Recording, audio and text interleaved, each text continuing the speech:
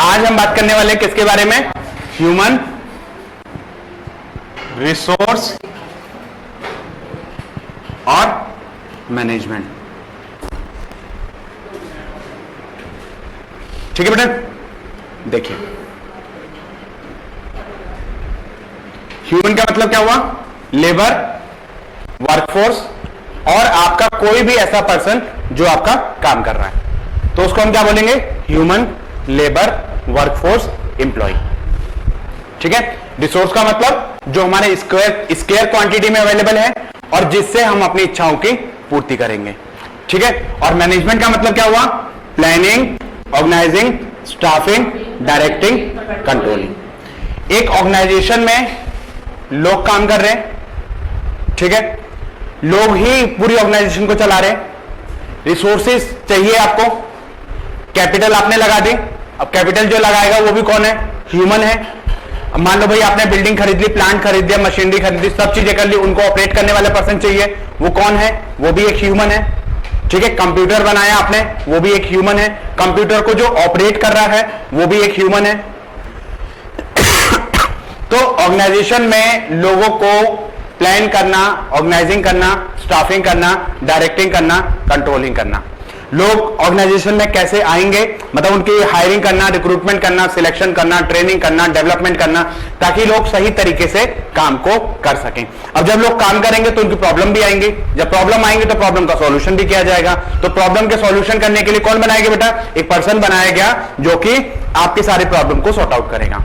ठीक है। मान लो आपको कोई प्रॉब्लम हो गई, आप एचआर के पास जाओगे। आपकी तबीयत खराब है, आप एचआर के पास जाओगे। आपकी अपने जो कोलीग्स है उससे नहीं बन रही, आप एचआर के पास जाओगे। आप छुट्टी करोगे, एचआर के पास जाओगे। सैलरी नहीं आई, एचआर के पास जाओगे। तो एचआर क्या करता है? एचआर का काम होता है कि जितने भी आपके पास अवेलेबिलिटी ऑफ रिसोर्सेज हैं, जितने भी पर्सन हैं, जितने पर्सन हमें चाहिए उतने पर्सन हमारे पास अवेलेबल हैं या नहीं है, पहली चीज तो ये देखना। दूसरा, अगर नहीं है तो उनकी हायरिंग करो, रिक्रूटमेंट करो, सिलेक्शन करो, ट्रेनिंग करो, डेवलपमेंट करो और उनकी परफॉर्मेंस अप्रेजल करो, ताकि टाइम टू टाइम उनको हायर किया जा सके। और ये देखो कि भाई कितने लोग हमारे पास हैं, कितने लोगों की रिक्वायरमेंट है और कैसे कैसे हमको काम करना है। ठीक है। तो ये जो सारा काम रहता है ये किसका रहता है? ह्यूमन रिसोर्स मैनेजमेंट का रहता है। और ये क्या है बेटा? एक बिजनेस मैनेजमेंट का ही एक पार्ट है। Human resource management business management का ही एक पार्ट है। सो हम ये कह सकते हैं human resource management is the functions of business management, क्योंकि ये फंक्शंस किस लिए बनाया जाता है? बिजनेस को स्मूथली रन करने के लिए। ठीक है। चलिए, तो इसमें मैं आपको बता दूं कि सिलेबस में क्या क्या चीजें हम लोग पढ़ने वाले हैं, उसके बारे में पहले डिस्कस कर लेते हैं हम लोग। देखो बेटा, सिलेबस की अगर मैं बात करूं तो सबसे पहले ह्यूमन रिसोर्स मैनेजमेंट का कॉन्सेप्ट यहां पर आपका लिखा हुआ है। कॉन्सेप्ट, इसमें आपका नेचर, फीचर, ऑब्जेक्टिव, फंक्शंस वगैरह वो सारी चीजें आपकी आ जाएंगी। ठीक है। इसके साथ साथ आप जो है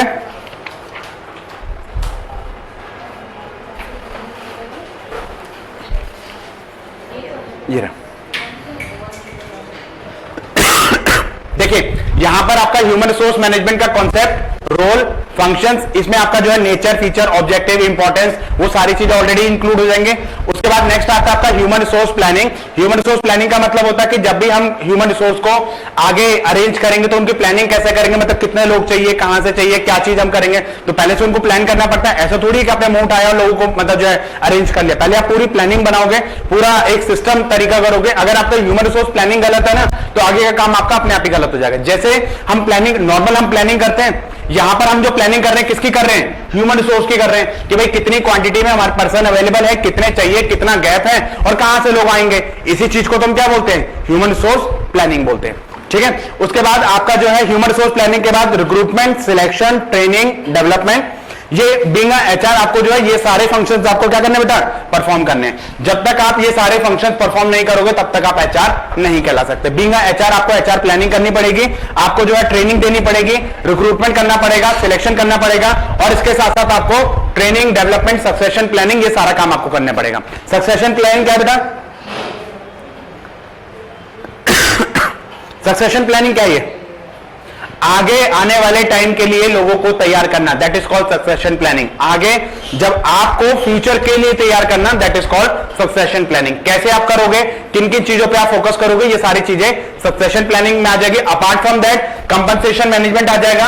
कंपनसेशन मैनेजमेंट का मतलब क्या होता है बेटा, जहां पे आप पैकेज डिसाइड करते हो, जहां पे ये डिसाइड करोगे कि भाई आपकी सैलरी क्या रहेगी, बोनस क्या रहेगा, कमीशन क्या रहेगा, किसको मिलेगा, किसको नहीं मिलेगा, किसको कितने परसेंट में मिलना है, वो सारा जो कॉन्सेप्ट है वो आपका किसका आ जाता है, कंपनसेशन मैनेजमेंट का आ जाएगा। उसके बाद मतलब सैलरी वगैरह को मतलब कि भाई किसकी सैलरी कितनी है, किसी की आवरली बेसिस पे होती है, किसी की आपकी जो मंथली बेसिस पे होती है, किसी की आपके जो पीस रेट के सिस्टम के हिसाब से होती है। तो वो सारा कौन कौन से इसमें आपको जो है लीगल प्रोविजन भी आपके सारे आ जाएंगे कि इसमें आपको देखना पड़ता है बीइंग एचआर मैनेजर आपको जो है क्या क्या किस किस की सैलरी आपकी कितनी होनी चाहिए, एडिक्वेट सैलरी आपको देनी चाहिए, प्लस आपको जो है टाइमली आपको सैलरी प्रोवाइड करनी चाहिए। तो वो सारा मतलब आपको देखना, ऐसा नहीं है 3 महीने की सैलरी आपने पेंडिंग कर दी फिर आपको जो है मतलब आप सैलरी प्रोवाइड नहीं करो, तो वहां पे लीगल प्रोविजन की चीजें आ जाती है आपकी।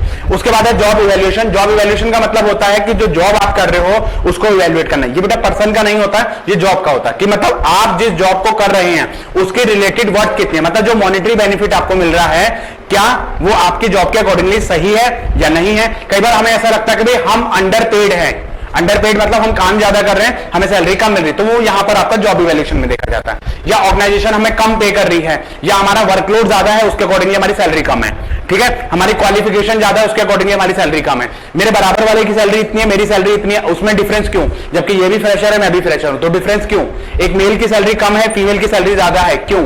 तो वहां पर कई बार हमें ऐसा लगता है ना कि भाई डिस्पैरिटी है, डिफरेंस है, वो डिफरेंस जो है क्यों है वो आपका यहां पर आ जाता है।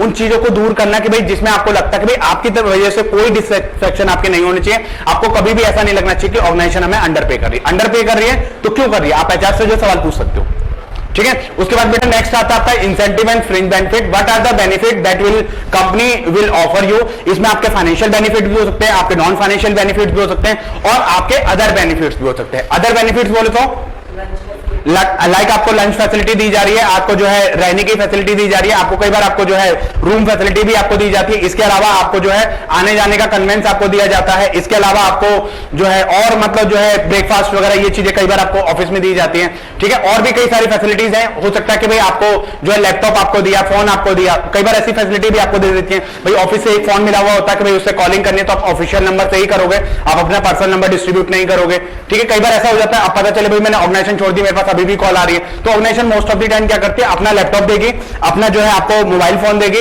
और आने जाने की आपको फैसिलिटी देगी, और भी आपको जो हो सकता है कि आपको अदर फैसिलिटीज भी आपको दे रखी है, ठीक है। जो हाई प्रोफाइल के जो लोग होते हैं उनको रहने के लिए घर देगी और आपको जो है मेड और सर्वेंट वगैरह ये सारी जो फैसिलिटी है वो सारी आपको देगी। तो वो कौन कौन से बेनिफिट किस किस को दिए जाएंगे, उनकी कॉस्ट क्या आ रही है, वो सारी चीजें देखनी है।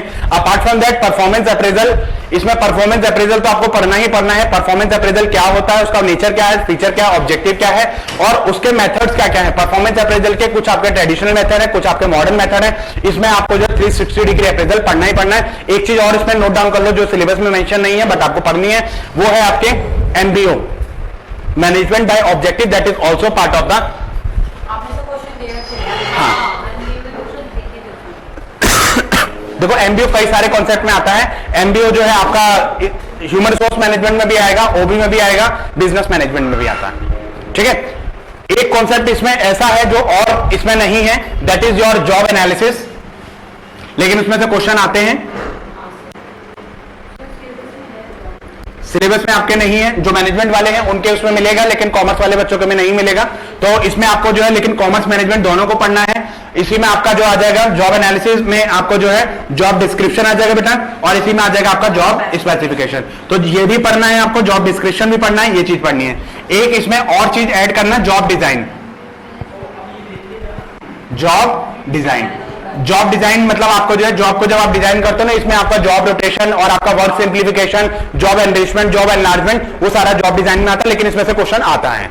सिलेबस में मेंशन नहीं है लेकिन इसमें से ये चीजें आपकी आती है। तो दो चीजें ऐसी हैं ये जो आपको और ऐड करनी है, और जो मैंने आपको बताया एमबीओ वाला, एमबीओ को भी डिटेल में पढ़ना है और आपको 360 को भी डिटेल में पढ़ना है। आपके में तो ये मेंशन है ही है ये सारी चीजें, तो आपको तो लिखने की जरूरत नहीं है, लेकिन फिर भी मैं आपको बता दूं कि भाई और क्या क्या चीजें हैं, ठीक है। आपके में मेंशन नहीं है लेकिन फिर भी आपको पढ़ना है क्योंकि क्वेश्चन आता है, क्वेश्चन इसमें से आता है। कई सारी चीजें जैसे मैंने आपको बताया ना, स्ट्रेटेजिक मैनेजमेंट कॉमर्स में कहीं पर भी लिखा हुआ नहीं है, लेकिन आपके स्ट्रेटेजिक मैनेजमेंट से क्वेश्चन आते हैं।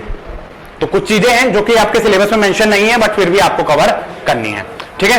ये वाले जो यूनिट है मैनेजमेंट वालों के लिए बहुत ज्यादा इंपॉर्टेंट वाली यूनिट है, क्योंकि मैनेजमेंट में कम से कम 1.5 यूनिट आती है और कॉमर्स में तो आपकी पूरी सेपरेट यूनिट है ही है। ठीक है, तो उसके हिसाब से मतलब जो है चीजें आपको तैयार करनी है।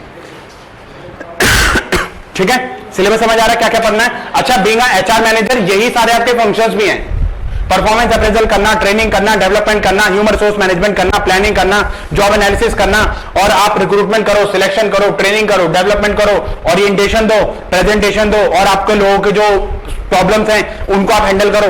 वो सारा काम आपका इसमें रह जाता है।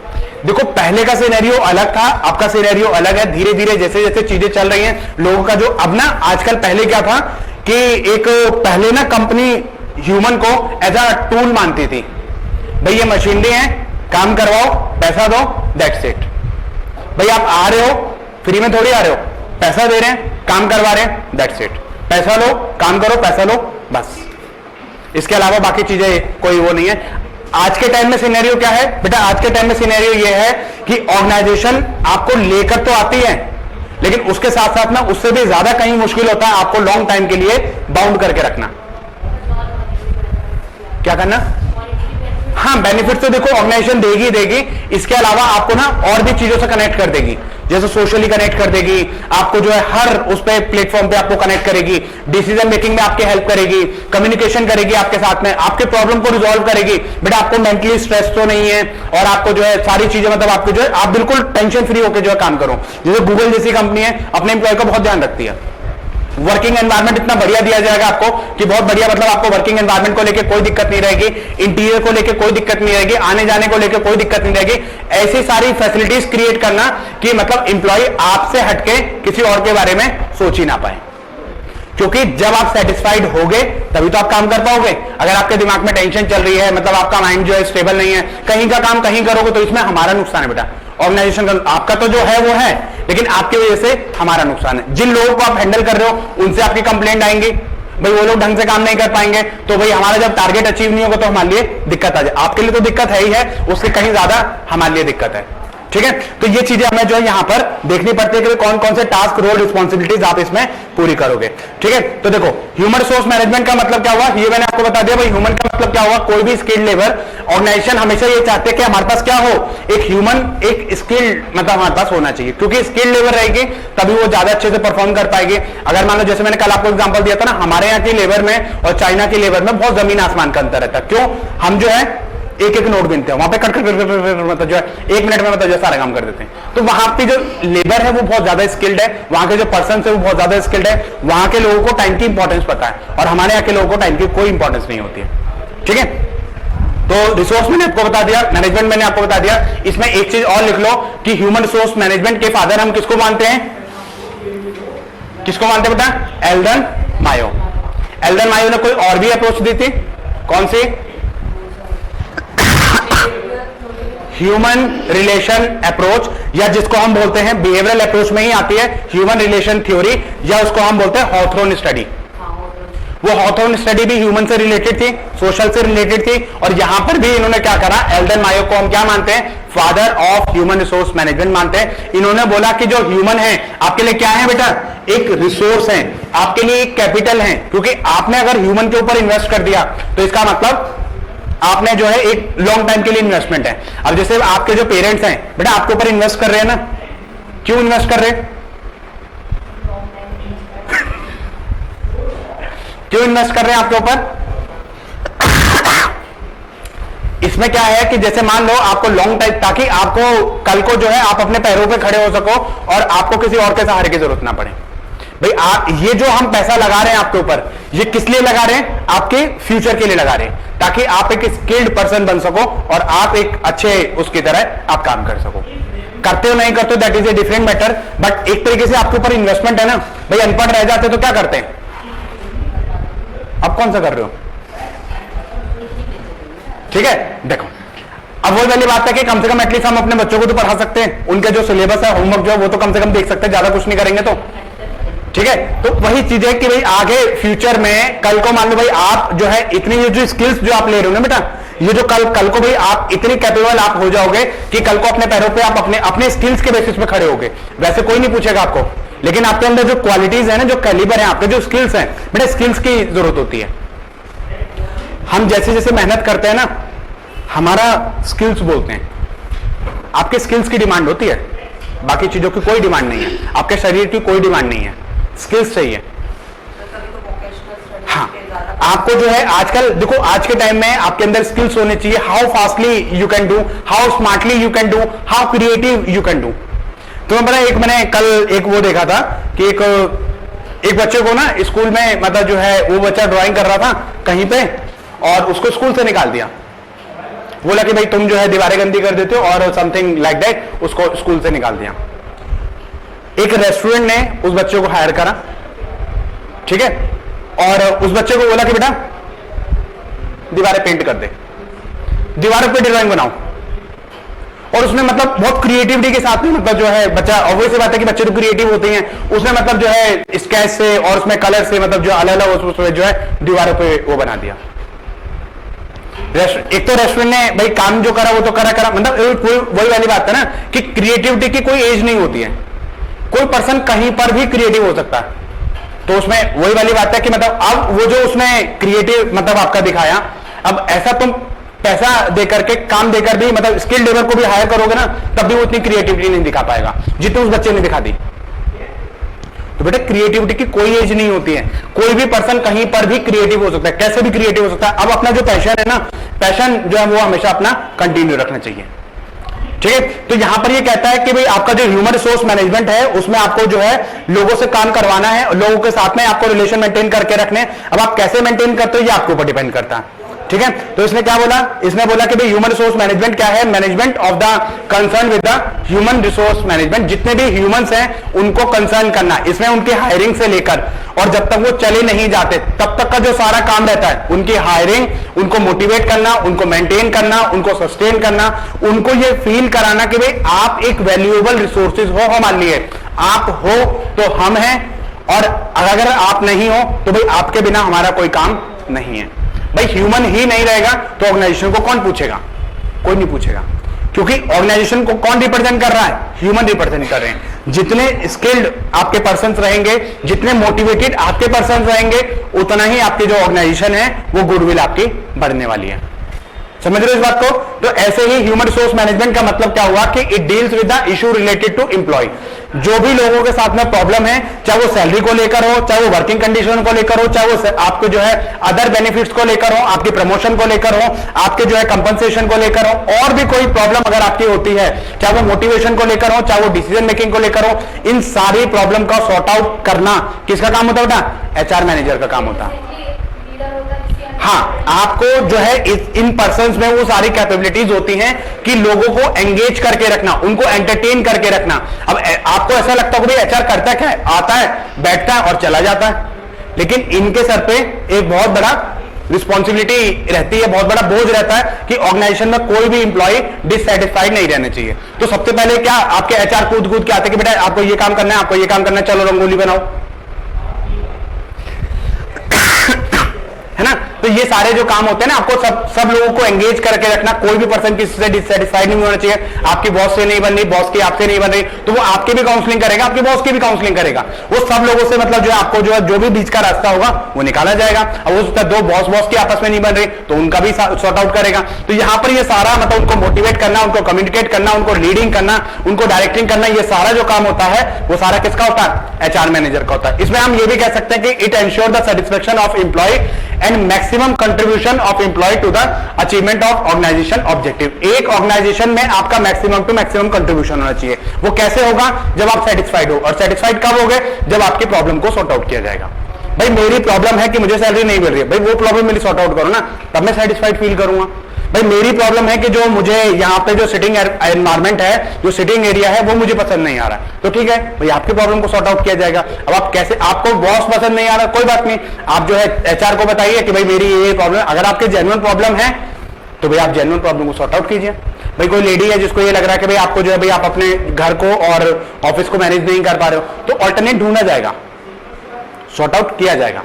अब आधे से ज्यादा टाइम अगर आप ऑफिस से छुट्टी ले लेके जाते रहोगे तो ऐसे तो आपका भी शेड्यूल डिस्टर्ब हो रहा है, ऑर्गेनाइजेशन का भी शेड्यूल डिस्टर्ब हो रहा है। तो भैया तो आप ऑर्गेनाइजेशन को छोड़ दो, भाई एक तरीका हो सकता है, या तो भैया ऑर्गेनाइजेशन छोड़ दो या फिर भैया काम देख लो। काम का मतलब काम, ऑर्गेनाइजेशन का मतलब ऑर्गेनाइजेशन। हम बीच का रास्ता निकाल लेंगे, भाई आपका भी नुकसान ना हो, हमारा भी नुकसान ना हो, तो बीच का रास्ता हम लोग निकाल लेंगे। ठीक है। तो आपके प्रॉब्लम को कैसे सॉर्ट आउट करना है, ये सारा जो काम होता है किसका होता है, एचआर मैनेजर का रहता है। इसमें आपको देखना कि भाई एक दो डेफिनेशन इन्होंने दी है।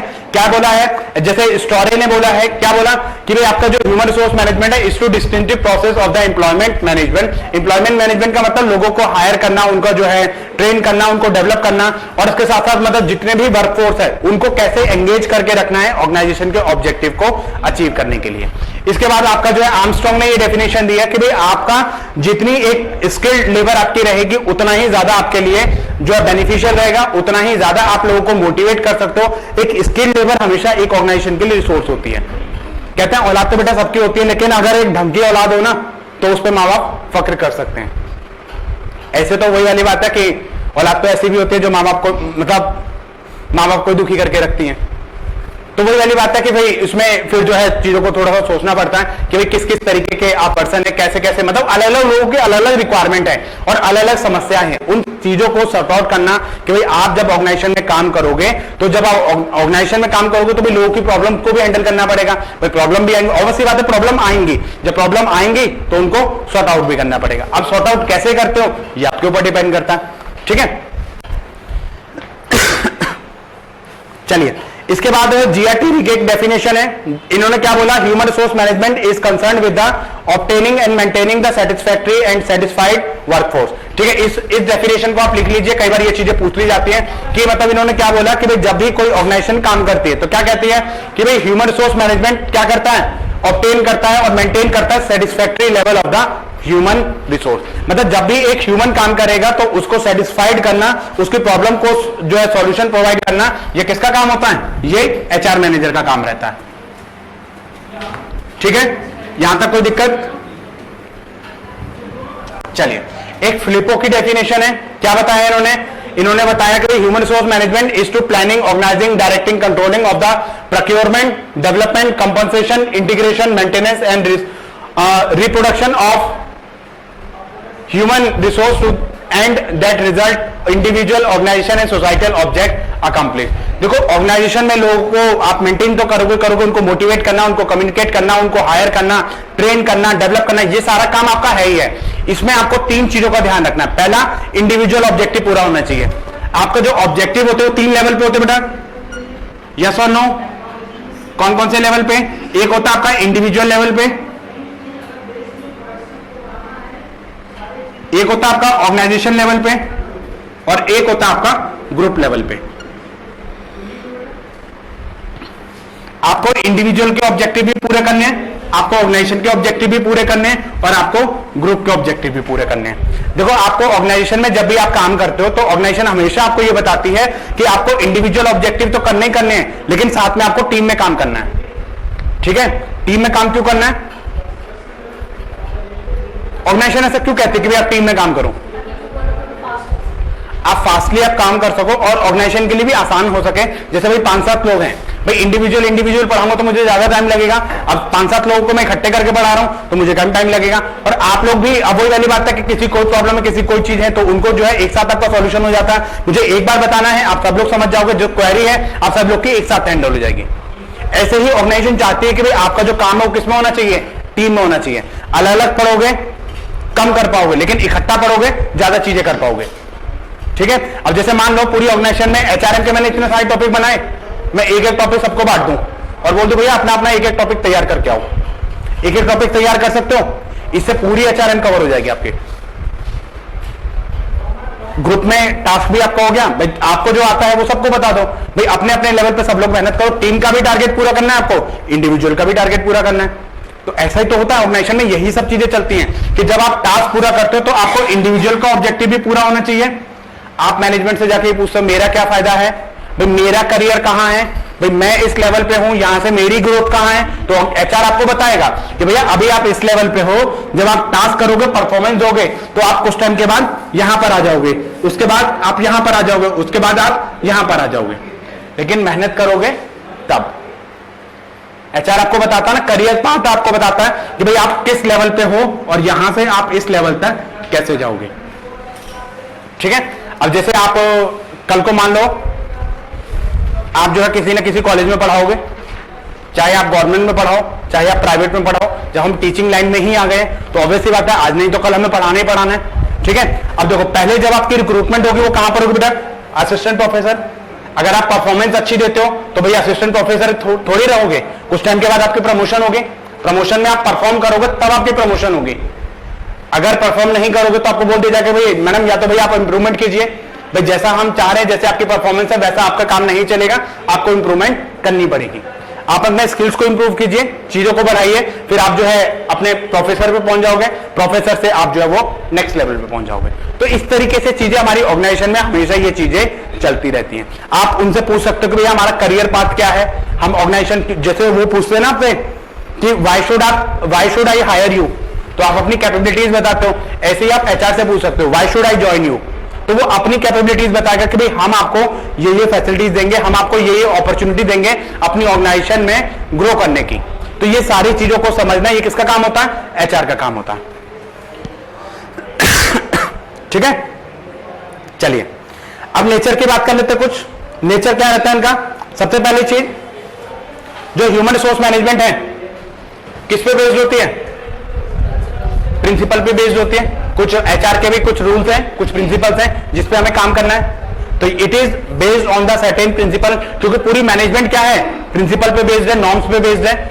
दूसरी चीज, it policies contribute the achievement of the goal and objective. जितने भी पॉलिसीज हैं, जितने भी नॉर्म्स हैं, किस लिए बनाए जा रहे हैं बेटा? इसलिए बनाए जा रहे हैं ताकि आपके जो गोल है, ताकि आपके जो ऑब्जेक्टिव है वो पूरे हो सके। उसके बाद नेक्स्ट क्या कहता है? It is a pervasive function. Pervasive बोले तो मतलब पूरी ऑर्गेनाइजेशन में आपको एचआर मैनेजर चाहिए ही चाहिए। पूरी ऑर्गेनाइजेशन को मैनेज करने के लिए आप क्या करोगे भाई? पर्सन तो हर जगह है ना भाई। आप चाहे लोअर लेवल पे बात करो तब भी आपके लोग ज्यादा है, अगर आप कम लेवल ऊपर के बात करोगे तब भी लोग हैं भाई। उनके सबके तो कोई ना कोई तो हायरिंग करता होगा भाई। आपको क्या लगता है बोर्ड ऑफ डायरेक्टर की कोई हायरिंग नहीं करता? कोई ना कोई तो हायरिंग करेगा ना, उनकी भी हायरिंग करी जाएगी। आपकी हायरिंग अलग होगी, उनकी हायरिंग अलग होगी, लेकिन पर्सन तो वो भी है ना। प्रॉब्लम तो उनकी भी होंगी। आपको क्या लगता है बड़े लेवल पे कोई प्रॉब्लम नहीं होती है? मुझे लगता है बड़े लेवल पे और ज्यादा प्रॉब्लम होती है। मतलब आपको लगता होगा कि इनकी क्या है, इनका कोई सरदर्दी नहीं है। मुझे ऐसा लगता है कि भाई उनकी सरदर्दी हम लोगों से कहीं ज्यादा होती है।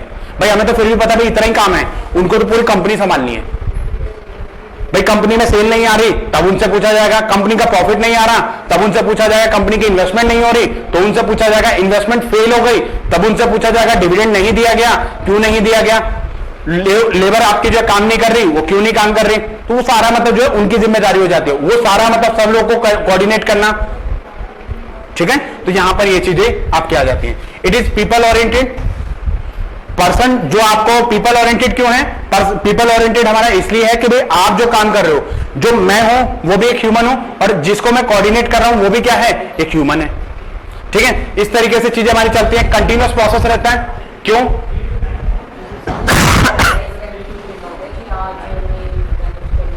देखो जब भी आप ऑर्गेनाइजेशन में जाते हो तो भाई आपके ह्यूमन रिसोर्स प्लानिंग करी, आपने रिक्रूटमेंट करा, सिलेक्शन करा, ट्रेनिंग करा, डेवलपमेंट करा, परफॉर्मेंस अप्रेजल करा, फिर आपको जो है भाई एक टाइम ऐसा आएगा कि भाई आप ऑर्गेनाइजेशन को छोड़ के चले जाओगे ना ऑर्गेनाइजेशन छोड़ के। ऐसे ही फिर क्या होगा भाई आपकी जगह खाली हो जाएगी, फिर हम दोबारा से ये काम करने लग जाएंगे। तो ऐसा नहीं है कि एक बार आपने काम कर दिया उसके बाद आपको काम नहीं करना है। ये चीजें कंटिन्यूटी में चलती रहती है। आप आते हो तब से लेकर जब तक आपको छोड़ के नहीं चले जाते तब तक ये चीजें चलती रहेंगी। जब तुम नहीं थे तब भी ऑर्गेनाइजेशन चल रही थी, तुम नहीं रहोगे तब भी ऑर्गेनाइजेशन चलेगी ना। तो बस वही चीजें उसको मेंटेन करके आपको रखना पड़ेगा। यही कॉन्सेप्ट हमारा पहले भी था, यही कॉन्सेप्ट हमारा आज भी है कि लोगों को हायर करो, ट्रेन करो, डेवलप करो, सिखाओ, पढ़ाओ, आगे लेवल पे भेजो उनको, और फिर उसके बाद जब उनकी पोजीशन खाली हो जाएगी दोबारा से नए लोगों को रिक्रूट करो। हमें नए लोगों की जरूरत है तो आप जो है उन और पर्सन को आप रिक्रूट करो, ट्रेनिंग करो। जो काम आपके साथ किया वो नए लोग आएंगे उनके साथ भी वही काम करना है हमें। उनको ट्रेनिंग करना, डेवलपमेंट करना, परफॉर्मेंस अप्रेजल करना, उनके सक्सेशन प्लानिंग करना, उनको जो है आगे मतलब काम सिखाना, उनको ट्रेन करना और उसके बाद उनको प्रमोट कर देना। अगर भाई ठीक है भाई ऑर्गेनाइजेशन में कोई पर्सन छोड़ के चले, आपको अपॉर्चुनिटी मिल गई, आप जो ऑर्गेनाइजेशन छोड़ के चले जाओगे। बहुत से लोग आते हैं छोड़ के चले जाते हैं, आते छोड़ के चले जाते हैं, तो ये काम हमेशा लगा रहता है। ठीक है, ऐसे ही ये क्या हो जाता है? Continuous function. It is the part of business management. ये मैंने आपको बता दिया। बिजनेस को स्मूथली रन करने के लिए हमें क्या चाहिए होता है? ह्यूमन सोर्स चाहिए होता है।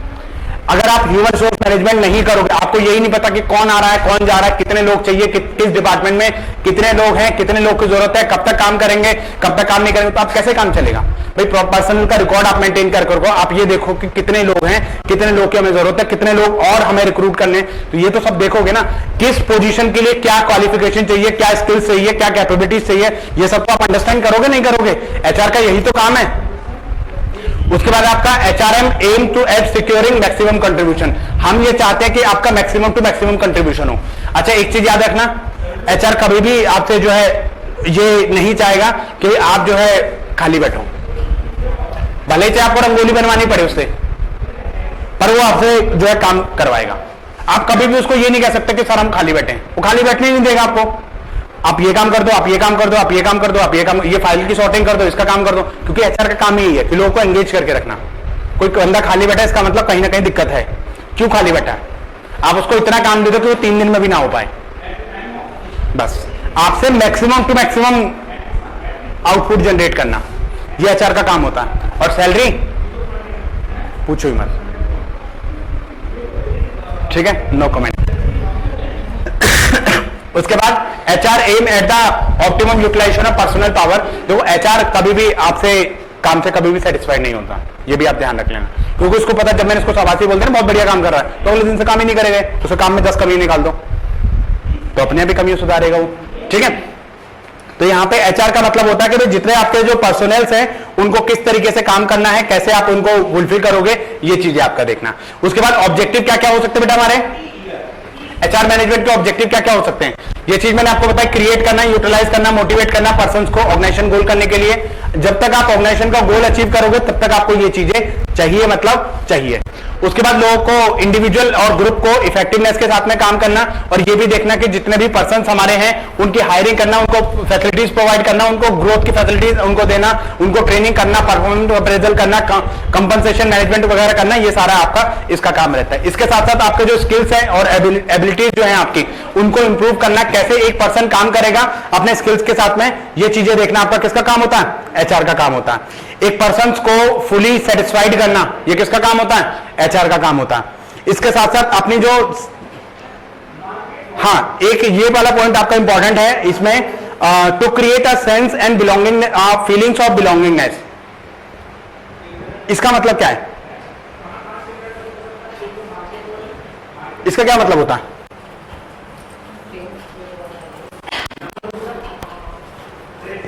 मतलब बॉन्डिंग क्रिएट करना,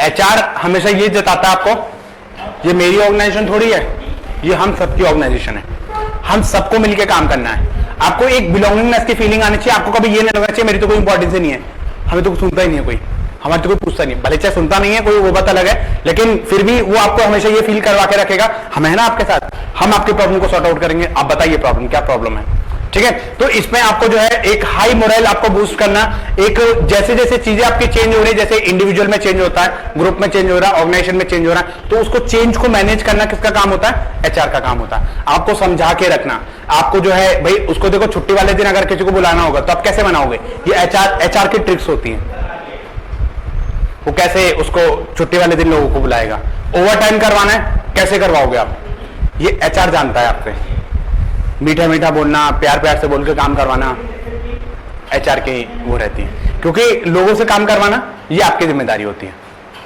ठीक है।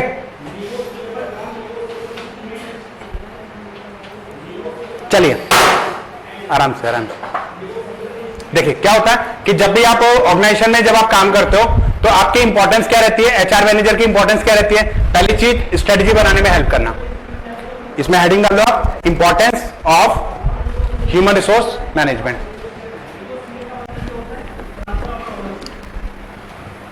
क्या क्या इंपॉर्टेंस रहेंगे बेटा, सबसे पहली चीज स्ट्रेटजी फॉर्मुलेशन में हेल्प करना, स्ट्रेटजी फॉर्मुलेशन में हेल्प करना, हेल्प करेंगे, कैसे हेल्प करेंगे भाई, हमारी लेबर कैसे ये हमें पता है ना, हमारे स्किल्स कैसे है मतलब ये हमें पता है भाई, हम कहां पर कौन से स्किल्स के साथ में हमें काम करना है ये आपको बताएगा। इसके अलावा बेनिफिट एनालिसिस करना, बेनिफिट एनालिसिस करना। जैसे कि बेनिफिट एनालिसिस का क्या मतलब है यहां पे? देखो, जब भी आप कोई पर्सन कोई काम करता है तो ऑर्गेनाइजेशन में ना एचआर मैनेजर ये एनालाइज करता है आपने ऑर्गेनाइजेशन को कितना बेनिफिट दिया, भाई आपको कितने टारगेट दिए गए और आपने कितने टारगेट अचीव करे, और आप ऑर्गेनाइजेशन के लिए बेनिफिशियल हो या नहीं हो। क्योंकि जब तक आप बेनिफिशियल रहोगे तभी तक ऑर्गेनाइजेशन आपको रखेगी, अदरवाइज आपको बोल देगी कि sir go and find a new job, we do not have any requirement of yours, you are fired now, कल से मत आना आप। ऐसा कब बोलेगी ऑर्गेनाइजेशन आपको? ऐसा ऑर्गेनाइजेशन तब बोलेगी जब उनको लगेगा कि भैया आप प्रोडक्टिव नहीं हो, आपकी कंप्लेंट्स आ रही हैं, आप अपने काम को लेकर सीरियस नहीं हो। आप हमेशा देखो, एक जिंदगी में ना हमेशा एक बात याद रखना बेटा, always love your work, never your company. हमेशा आप अपने काम को प्यार करो, कंपनी को नहीं, क्योंकि कंपनी कब आपको प्यार करना छोड़ दे ये आप भी नहीं समझ सकते। आप अपने काम को छोड़ के कंपनी की चीजों में ज्यादा रहोगे ना, उतने ही ज्यादा मार खाओगे, क्योंकि कंपनी आपको काम से जानती है, कंपनी आपको काम से जानती है। जिस दिन आपका काम करना बंद हो गया ना, उस दिन ऑर्गेनाइजेशन आपका रिप्लेसमेंट फाइंड आउट करना शुरू कर देगी।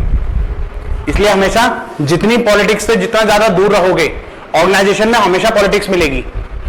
आपको नहीं पता कि कौन बंदा कब कहां पर कौन सी आपकी बातों को कहां पर हथियार बना के यूज कर रहा है, ठीक है। तो इसलिए हमेशा पॉलिटिक्स से जितना दूर रहोगे, हाँ ठीक है भाई, एनरोलमेंट करो, उतनी ही आप चीजों में रखो जितना आपका चल जाए। आपका पड़ोसी ही बोल देगा उसने बोला था, बताओ अब जवाब देते फिरो। आपको ये बात किसने बोली? इन्होंने बोली। अब बताइए फिर क्या जवाब दोगे आप इस बात का? कोई है आपके पास कोई जवाब? कुछ भी जवाब नहीं है। फिर वो पता क्या बोलेंगे, you are your involvement in the other activities or like gossips and other activities are found, so on certain basis it is intimate to you, so focus on your work। तो कई बार ऑर्गेनाइजेशन, देखो organisation नहीं चाहती है फालतू की activities आपकी हों, ठीक है भाई, आप काम करो लेकिन काम से काम रखो। और हमेशा ये चीज याद रखना, ऑर्गेनाइजेशन में जितने भी आप, भाई आज आप यहां पर बैठो, हमेशा तो यहां नहीं बैठे रहोगे भाई, आप अपनी जिंदगी में आगे भी बढ़ोगे, ऑर्गेनाइजेशन में भी काम करोगे, कॉर्पोरेट में काम करोगे, कहीं ना कहीं तो भाई आप काम करोगे भाई, आज नहीं 1 साल बाद करोगे, 2 साल बाद करोगे, कहीं ना कहीं तो करोगे। इन सब चीजों का सामना आपको करना है। तो इसलिए पॉलिटिक्स से जितना दूर रहोगे ना, उतना ही मतलब आपके लिए फायदा रहेगा। अपने काम से काम रखो, भले ही चाहे लोग आपको सेल्फिश बोलेंगे, लेकिन आप अपने एंड पे सही रहो। ज्यादा किसी की मतलब जो है बातों में इन्वॉल्वमेंट मत रखो, सुनो सबके, बस अपने मुंह से बस वही बात निकालो जिनको आप एक्सेप्ट कर सकते हो, क्योंकि आपको नहीं पता ना कि आप मजे मजे में क्या क्या बातें बोल देते हो, कहां पर कौन आपकी बातें सुन रहा है, कौन कहां पर किसकी बातों को कहां पर जाके वो किया जा रहा है। तो ठीक है भाई, आपको देखो ऑर्गेनाइजेशन में बहुत सारी बातें पता होती हैं, लेकिन बेटा उतनी ही बातें बोलो जितनी आप एडजस्ट कर सको। हमेशा बस ये चीज याद रखना। ऐसे घर में भी होता है, रियल लाइफ में भी होता है भाई, हम भाई फ्रेंड्स हैं भाई, हम 5 फ्रेंड्स हैं, मान लो मैंने आपको किसी का कोई सीक्रेट बता दिया, तुमने उसको जाके बता दिया कि सर पता तुझे सर क्या कह रहे थे, सर ये कहते हैं, सर ये कह रहे थे, ठीक है। अब पता चले इसने मेरे को बताया कि यार मैंने तो तुझे अपना दोस्त समझ के बताया था, तो वो कई बार क्लैशेस और कई बार मिसअंडरस्टैंडिंग कई बार हो जाती है, ठीक है। तो बेनिफिट एनालिसिस करना किसका काम होता है बेटा? एचआर का काम होता है। इसके साथ साथ ट्रेनिंग एंड डेवलपमेंट करना, ये भी किसका काम है? एचआर का ही काम है। ट्रेनिंग एंड डेवलपमेंट करना किसका काम है? एचआर का काम है। आपको देखना कि भाई ट्रेनिंग दिलवाना, आपको जो है डेवलपमेंट करना। ट्रेनिंग जो होती है, अगर आपको कोई काम नहीं आ रहा है, कोई चीज आपको नहीं समझ आती, तो आपको ट्रेनिंग दी जाती है, आपको काम सिखाया जाता है, आपके अंदर वो स्किल्स डेवलप किए जाते हैं जो उस टाइम पे आपके पास नहीं है। मान लो कोई काम करना है बट मेरे पास स्किल्स नहीं है, तो आपको वो काम सिखाया जाएगा पहले। अब मान लो भाई मैं किसी कंपनी से आया हूं, वहां पे कल्चर आपका अलग है, भाई आपके यहाँ पे कल्चर अलग है, तो आपको मतलब जो है पहले ट्रेनिंग दी जाएगी, 8 दिन की, 10 दिन की, 15 दिन की, महीने की, 6 महीने की, जैसा काम है। अगर मान लो फ्रेशर हो तो एकदम से ही चीजें आपको नहीं बताएंगे, थोड़ा थोड़ा आपको जो है वो सिखाया जाएगा, ठीक है। तो उसको काम को सिखाना क्या होता है बेटा? ट्रेनिंग होता है, ठीक है। ट्रेनिंग के साथ साथ आपको डेवलपमेंट भी करना, भाई आपको खाली एक बार के काम थोड़ी है, ये तो आपको लॉन्ग टाइम के लिए करना है। जब ये चीजें आपकी लॉन्ग टाइम में हो जाती है तो वो क्या हो जाती है? आपकी डेवलपमेंट। आपकी ओवरऑल पर्सनैलिटी को डेवलप करना, आपका जो बॉडी स्ट्रक्चर है उससे लेकर आपके हेयर स्टाइल से लेकर आपके टॉकिंग सेंस से लेकर आपके वॉकिंग सेंस से लेकर आपकी बॉडी लैंग्वेज से लेकर आपके मतलब जो है एक कॉर्पोरेट मतलब आपके अंदर जो है इंडल्ज कर देना, आपकी एक्टिविटीज से लेकर हर चीज में आपको जो है डेवलप करना कि what kind of behaviour is acceptable in the organisation and what kind of behaviour is not acceptable in the organisation. ऐसा नहीं है कि आप ये स्पाइस बना के चले गए और एक फंकी स्टाइल में जा रहे हो, यहां पे 4-5 कड़े पहन लिए, चेन पहन ली, तो भैया ये सब चीजें कॉर्पोरेट है, ये it is not fashion show. तो बोल दिया जाता है कि भैया आपको जो है ऐसा है, आपको ऐसा ही करना है, क्योंकि ये सब चीजें हमारे कल्चर में नहीं एक्सेप्टेबल है। अगर हाँ कई बार ऑर्गेनाइजेशन ये कहते भैया आप कुछ भी पहनो, हमें कोई मतलब नहीं, आप पजामा पहन के आ जाओ, लोअर टी शर्ट पहन के आ जाओ, हमें कोई मतलब नहीं, हमें सिर्फ काम से मतलब है, तो ठीक है, वो अपना अपना कल्चर है आपका। अब जैसे मैं एक ऑर्गेनाइजेशन में काम करता था, तो वहां पर क्या था, वहां पर ये कल्चर था कि आप अपने बॉस को ना बाय नेम बुलाओगे, बाय नेम बुलाओगे। वो सर और मैम से तो सुनते ही नहीं थे, उनका कल्चर है अपना, उनका अपना कल्चर था। मतलब मारुति सुजुकी में मैंने काम किया था, मतलब उसमें जब इंटर्नशिप करी थी ना मैंने, वहां पे उनका अपना कल्चर था कि भाई आप अपने जो बॉस है ना उनको मनोज, इवन मनोज सर के नाम से भी नहीं सुनेंगे वो। मुझे बहुत ऑकवर्ड लगता था वहां पे है। उनका मानना पता है क्या था, उनका मानना यह था we all are the family, no boss, no hierarchy, no structure, we all are the same, we all are the unite together. लेकिन कल्चर तो हमें वही है ना, आप अपने पड़ोसी को भी बोलोगे एक्सक्यूज मी, तो वो वाला मतलब एक्सक्यूज मी सर, आप वैसे सुनता ही नहीं है, सर बोलो मैम बोलो तभी सुनते हैं, अदरवाइज सुनते ही नहीं है। Hey hello excuse me I am your boss so call me by respect, oh कालिए जी ठीक है। तो वो वाला सिस्टम मतलब यहां पर है। लेकिन वही वाली बात है, वहां पर कल्चर में मुझे थोड़ा सा बहुत ज्यादा ऑकवर्ड लगता था। लेकिन उनका एक कल्चर ये भी था कि जितने भी लोग लंच करते थे ना, लंच सब लोग मिलकर इकट्ठा करते थे। वहां पे छोटा स्टाफ था, ज्यादा बड़ा स्टाफ नहीं था, कम से कम 30-35 लोगों का स्टाफ होता। एक काफी बड़ी मतलब राउंड टेबल थी, ऐसे करके मतलब जो है उस पर वो करते थे। और कभी कभी तो ना लंच सफल हो जाते थे, आपको किसी और का लंच मिल गया और किसी और का लंच आपको मिल जाता, तो मतलब लंच जो आपके शेयरिंग हो जाते थे। तो उसमें मतलब आप ढूंढते रहते थे कि मतलब कई बार आपको जो कि किसका लंच कहां पर है। कई बार लोग एक दूसरे का लंच भी मतलब जो है उसमें वो कर लेते थे। सबका मतलब सब लोग जितने भी ऑर्गेनाइजेशन में हैं, मतलब चाहे कोई बंदा काम कर रहा है, उनमें ये पता कि भाई उनका ये मानना था कि भाई आपका जो है 1 से 2 लंच मतलब लंच, वहां पर उस ड्यूरेशन में कोई काम नहीं होगा आपका। सब लोग जो अपना काम 1 बजे छोड़ देंगे और 2 बजे अपना जो है वो अपना वो कर लेंगे। भले चाहे अगर आपको लंच नहीं करना है कोई दिक्कत वाली बात नहीं, आप आओ बैठो।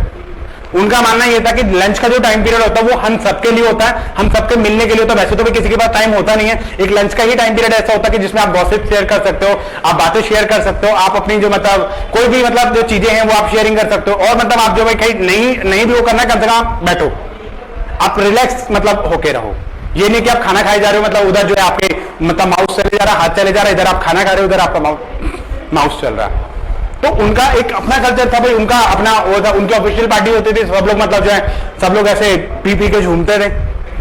तो मतलब एक अलग ही मतलब लड़कियां भी वहां पे जो है स्मोकिंग करती थी, मतलब सब चीजें कॉर्पोरेट। ऑब्वियसली बात है कि सब चीजें कॉर्पोरेट में अलाउड है। वो कहते हैं हमें कोई मतलब नहीं है, सब चीजें करो, हमें कोई दिक्कत नहीं, we all are the family together, we all are the unite together. उसमें आधी से ज्यादा लड़कियां एल्कोहलिक थी, 80% गर्ल्स मतलब जो है एल्कोहलिक थी। क्या करोगे आप? उन्होंने बोला कोई दिक्कत नहीं है, हमें कोई प्रॉब्लम नहीं है, नॉनवेज खाते हो कोई दिक्कत नहीं है, आप आदमी मार के खा जाओ, कोई दिक्कत नहीं है हमें। तो वहां पर जो है ये चीज आपकी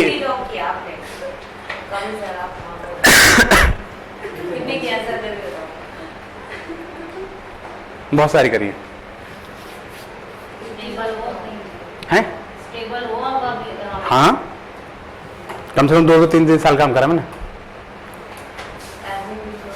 ठीक है, देखो ट्रेनिंग एंड डेवलपमेंट मतलब आपको जो है ट्रेनिंग एंड डेवलपमेंट तो देखो आपको करना ही है। उसके बाद आपका जो है एक आपका काम होता है interactivity with employ. Interactive with employ कैसे बेटा?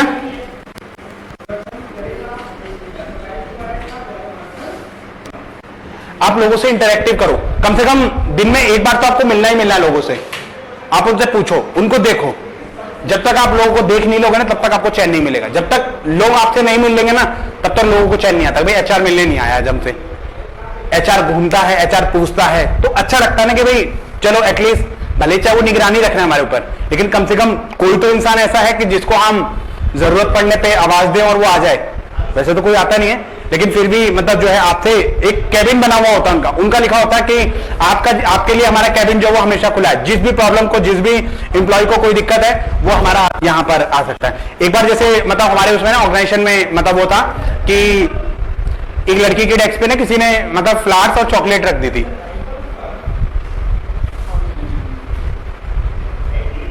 ठीक है, अब उस दिन हड़कंप मच गया हमारी कंपनी में कि ऐसा हुआ कैसे, किसने रखा, अब कोई बताए ना कि भाई किसने रखा है। नहीं, उस टाइम पे इतना मतलब जो है कैमरे वगैरह का मतलब इतना वो नहीं था। ठीक है, अब हो सकता है कि कैमरा हो भी तो मतलब जो है कई बार मतलब ऐसे मतलब चीजें होती है ना कि भाई जैसे मतलब हिडन उसमें आपका वो रहता है, भाई कैबिन वगैरह सारी चीजें कैप्चर नहीं करता, तो कई बार मतलब जो है भाई किसी के उस पर रख दिया। अब तब से इन्होंने रूल बना दिया कि भाई कोई भी अननेसेसरी विदाउट एनी इंटेंशन आप किसी को गिफ्ट नहीं दे सकते। कोई भी इवन मतलब एक छोटे से मतलब किचन मतलब क्या एक छोटे से मतलब छोटा सा एक पेपर भी नहीं दे सकते आप किसी को। तो वहां पर मतलब जो ये चीजें फिर उसके बाद बैन कर दी गई कि अगर ऐसा कुछ होता है और किसी भी मतलब उसमें बोल दिया गया था कि अगर कोई लड़की कंप्लेंट करती या तो भाई अगर आपको मिला है तो आप कंप्लेंट मत करो, अगर आपको मिला है ना तो आप कंप्लेंट मत करो। तो इसका मतलब कोई दिक्कत नहीं है, हमें कोई परेशानी नहीं। लेकिन अगर किसी गर्ल्स ने कंप्लेंट करी है और किसी पर्सन का नाम सामने आया है तो without any explanation you are fired. वहां पर ये रूल था, बहुत क्लियरली मेंशन था यहां पे, अगर किसी पर्सन के खिलाफ कोई कंप्लेंट आती है in case of sexual harassment और in case of eve teasing और सर्टेन काइंड ऑफ एक्टिविटी, उसमें कोई एक्शन मतलब आपका कोई आपके एक्सप्लेनेशन नहीं मांगी जाएगी आपसे, इमीडिएटली फायर हो, काम मत करो वो चीज चल जाएगी। लेकिन अगर इस तरीके की एक्टिविटीज में अगर आप रहते हो ना तो उसमें कोई भी मतलब हमारी उसमें कोई भी सुनवाई नहीं है आपकी, नीचे से लेके ऊपर तक, चाहे कोई भी पर्सन, इवन आपका बॉस भी क्यों ना हो, उनके लिए भी तुरंत आपकी फायरिंग है। उसमें बहुत अच्छा मतलब वो था कि मतलब गर्ल्स को लेके मतलब बहुत ज्यादा मतलब इनका वो रहता कि मतलब कोई कंप्लेंट ना कर दे, भले ही आप मतलब जो है चीजें आप कुछ भी करो, लेकिन उनका ये अपना जो है चीज आपकी रहती थी। इसके बाद आता है आपका कॉन्फ्लिक्ट मैनेजमेंट। ये कॉन्फ्लिक्ट मैनेजमेंट क्या होता है?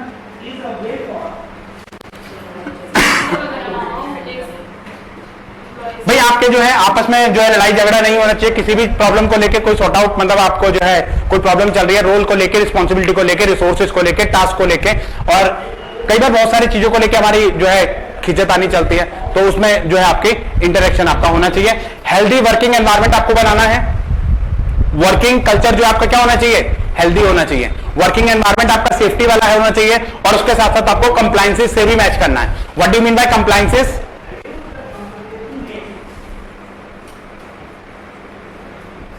बेटा कंप्लायंस क्या होता है? लीगल प्रोविजंस, आपके जितने भी लीगल प्रोविजंस हैं वो सारे आपको पूरे करने हैं। जब तक आप लीगल प्रोविजन पूरे नहीं करोगे तब तक आपका काम नहीं चलेगा। तो हर एचआर को ये चाहिए कि जो उसके लीगल फॉर्मेलिटीज है ना वो लीगल फॉर्मेलिटीज आपको पूरी करनी है, मतलब करनी है। ठीक है,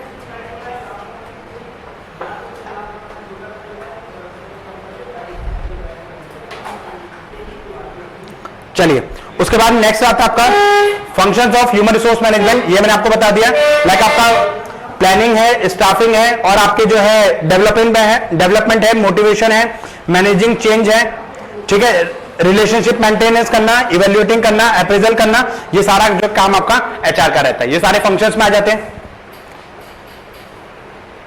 देखिए इसके अलावा और क्या क्या काम रहते हैं इनके, ये देखिए एम्प्लॉयमेंट जनरेट करना।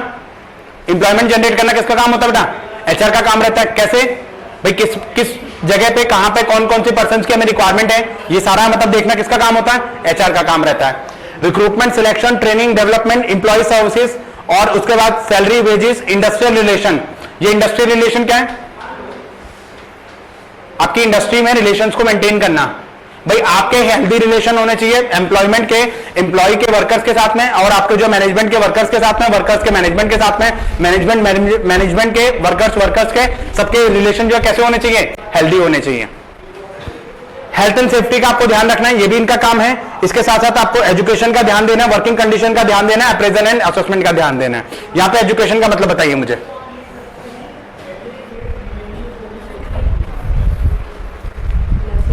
एजुकेशन का मतलब क्या होता है? देखो कई बार ना आपको ऑर्गेनाइजेशन कोर्सेज भी करवाती है। भाई कोई चीज अगर आपको नहीं समझ आ रही है तो आपको कोर्सेज करवाएगी। जैसे एक कॉर्पोरेट एमबीए होता है, कॉर्पोरेट एमबीए होता है कि मतलब आपको ना ऑर्गेनाइजेशन एमबीए करवाती है। वो आपका जैसे मतलब ऐसे नहीं होता, मतलब पेपर वगैरह उसमें भी होते हैं। आपको डिग्री लेने के लिए मतलब जो है आपको कॉर्पोरेट का एक्सपीरियंस रहता है, आपको खाली पेपर देने सिखाया जाएगा, क्लासेस होंगी, सारी चीज होती है। आप घर पे बैठो एमबीए करो, सारा खर्चा जो है वो मैनेजमेंट देती है आपका। हाँ, जैसे मतलब एडवांस कोर्सेज आपके होते हैं तो वो सारा भी करवाना आपका जो उसका काम रहता है। जैसे आप टैली पे काम कर रहे हो तो टैली पे जो आपके वर्कशॉप्स हैं वो आपको अटेंड करवाया जाएगा। और भी मतलब बहुत सारे कोर्सेज हैं आपको, जैसे 2 मंथ का, 3 मंथ का, 15 डेज का आपको जो है आपको जो कोर्सेज आपको करवा दिए, ताकि आप कुछ सीख कर आए। क्योंकि जब आप सीख के आओगे ना तो हमारे लिए बेनिफिशियल रहेगा। आपके ऊपर ऑर्गेनाइजेशन फुल खर्चा करेगी, आपका आना जाना, आपका जो है कन्वेंस वगैरह, चाय पकौड़े समोसे वगैरह सब चीज आपको देगी, खाने पीने की सारी फैसिलिटी आपको देगी, सब चीजें मतलब आपको दी जाएगी। बट वहां पे जाके आप सीखो। हैं अप्रेंटिसशिप का मतलब इसमें आपका अप्रेजल पूछ रहे हो ना। अप्रेजल का मतलब क्या होता है कि जैसे आप काम करोगे तो भाई काम करने के बाद आपकी प्रमोशन भी होनी चाहिए ना भाई। आपको फीडबैक भी देता है कि भाई पूरे साल आपने किया क्या, भाई आपकी परफॉर्मेंस कैसी है, भाई अप टू मार्क है, आपने अच्छा काम किया है या नहीं करा है, या भाई आपने जो आपने टास्क रोल रिस्पॉन्सिबिलिटीज आपने जो परफॉर्म करी है, भाई आपकी जो परफॉर्मेंस है वो कैसी है। कई बार आपको बताया जाएगा इंडिविजुअली, पता क्या होता है पूरे साल के एंड में ना एक परफॉर्मेंस वीक होता है। परफॉर्मेंस वीक का मतलब क्या होता है, नीचे से लेके ऊपर तक सारे लोगों की परफॉर्मेंस को इवैल्यूएट किया जाता है। भाई आपके पूरे साल में आपको कितना टास्क दिया गया, आपने कितने मतलब जो है टास्क अपने परफॉर्म करे, आपका अपने कोलीग के साथ में क्या बिहेवियर है आपका, ठीक है, आपका अपने बॉस के साथ में कैसा बिहेवियर है, आप लोगों को जो सबॉर्डिनेट है उनके साथ में कैसा बिहेवियर है, सब लोग के साथ में आपका जो बिहेवियर वो चेक किया जाता है। ठीक है, इसमें खाली ये जो रोल रिस्पॉन्सिबिलिटी का ही काम नहीं है, आपकी पंक्चुअलिटी देखी जाती है, आपका वे ऑफ बिहेवियर देखा जाता है, आपकी टॉकिंग देखी जाती है, आपको जो बाकी चीजें हैं वो सारी चीजें आपको देखी जाती हैं। तो ये सबका होता है, सबका होता है। हाँ, बाकी का 1 ईयर का होता है। ठीक है, चलिए इसके अलावा अगर मैं बात करूं ह्यूमन रिसोर्स मैनेजमेंट जो है आपको 3 फंक्शंस इनके डिवाइडेड होते हैं। एक होता है आपका पहला मैनेजरियल फंक्शन, दूसरा होता है ऑपरेटिव फंक्शन, तीसरा होता है एडवाइजरी फंक्शन। इस फंक्शंस को आप नोट डाउन कर लीजिए, क्योंकि कई बार ये क्वेश्चन आपका मैचिंग में पूछ लेता है कि भाई ये कौन से फंक्शंस हैं या कौन से इसके ऑपरेटिव फंक्शंस नहीं है।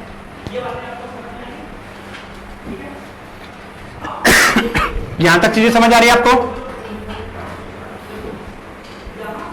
चलिए देखो, जब हम एचआर के बारे में बात करते हैं तो एचआर में आपको जो है 3 तरीके के फंक्शंस आपके डिवाइडेड हो गए। कौन कौन से? मैनेजरियल फंक्शन,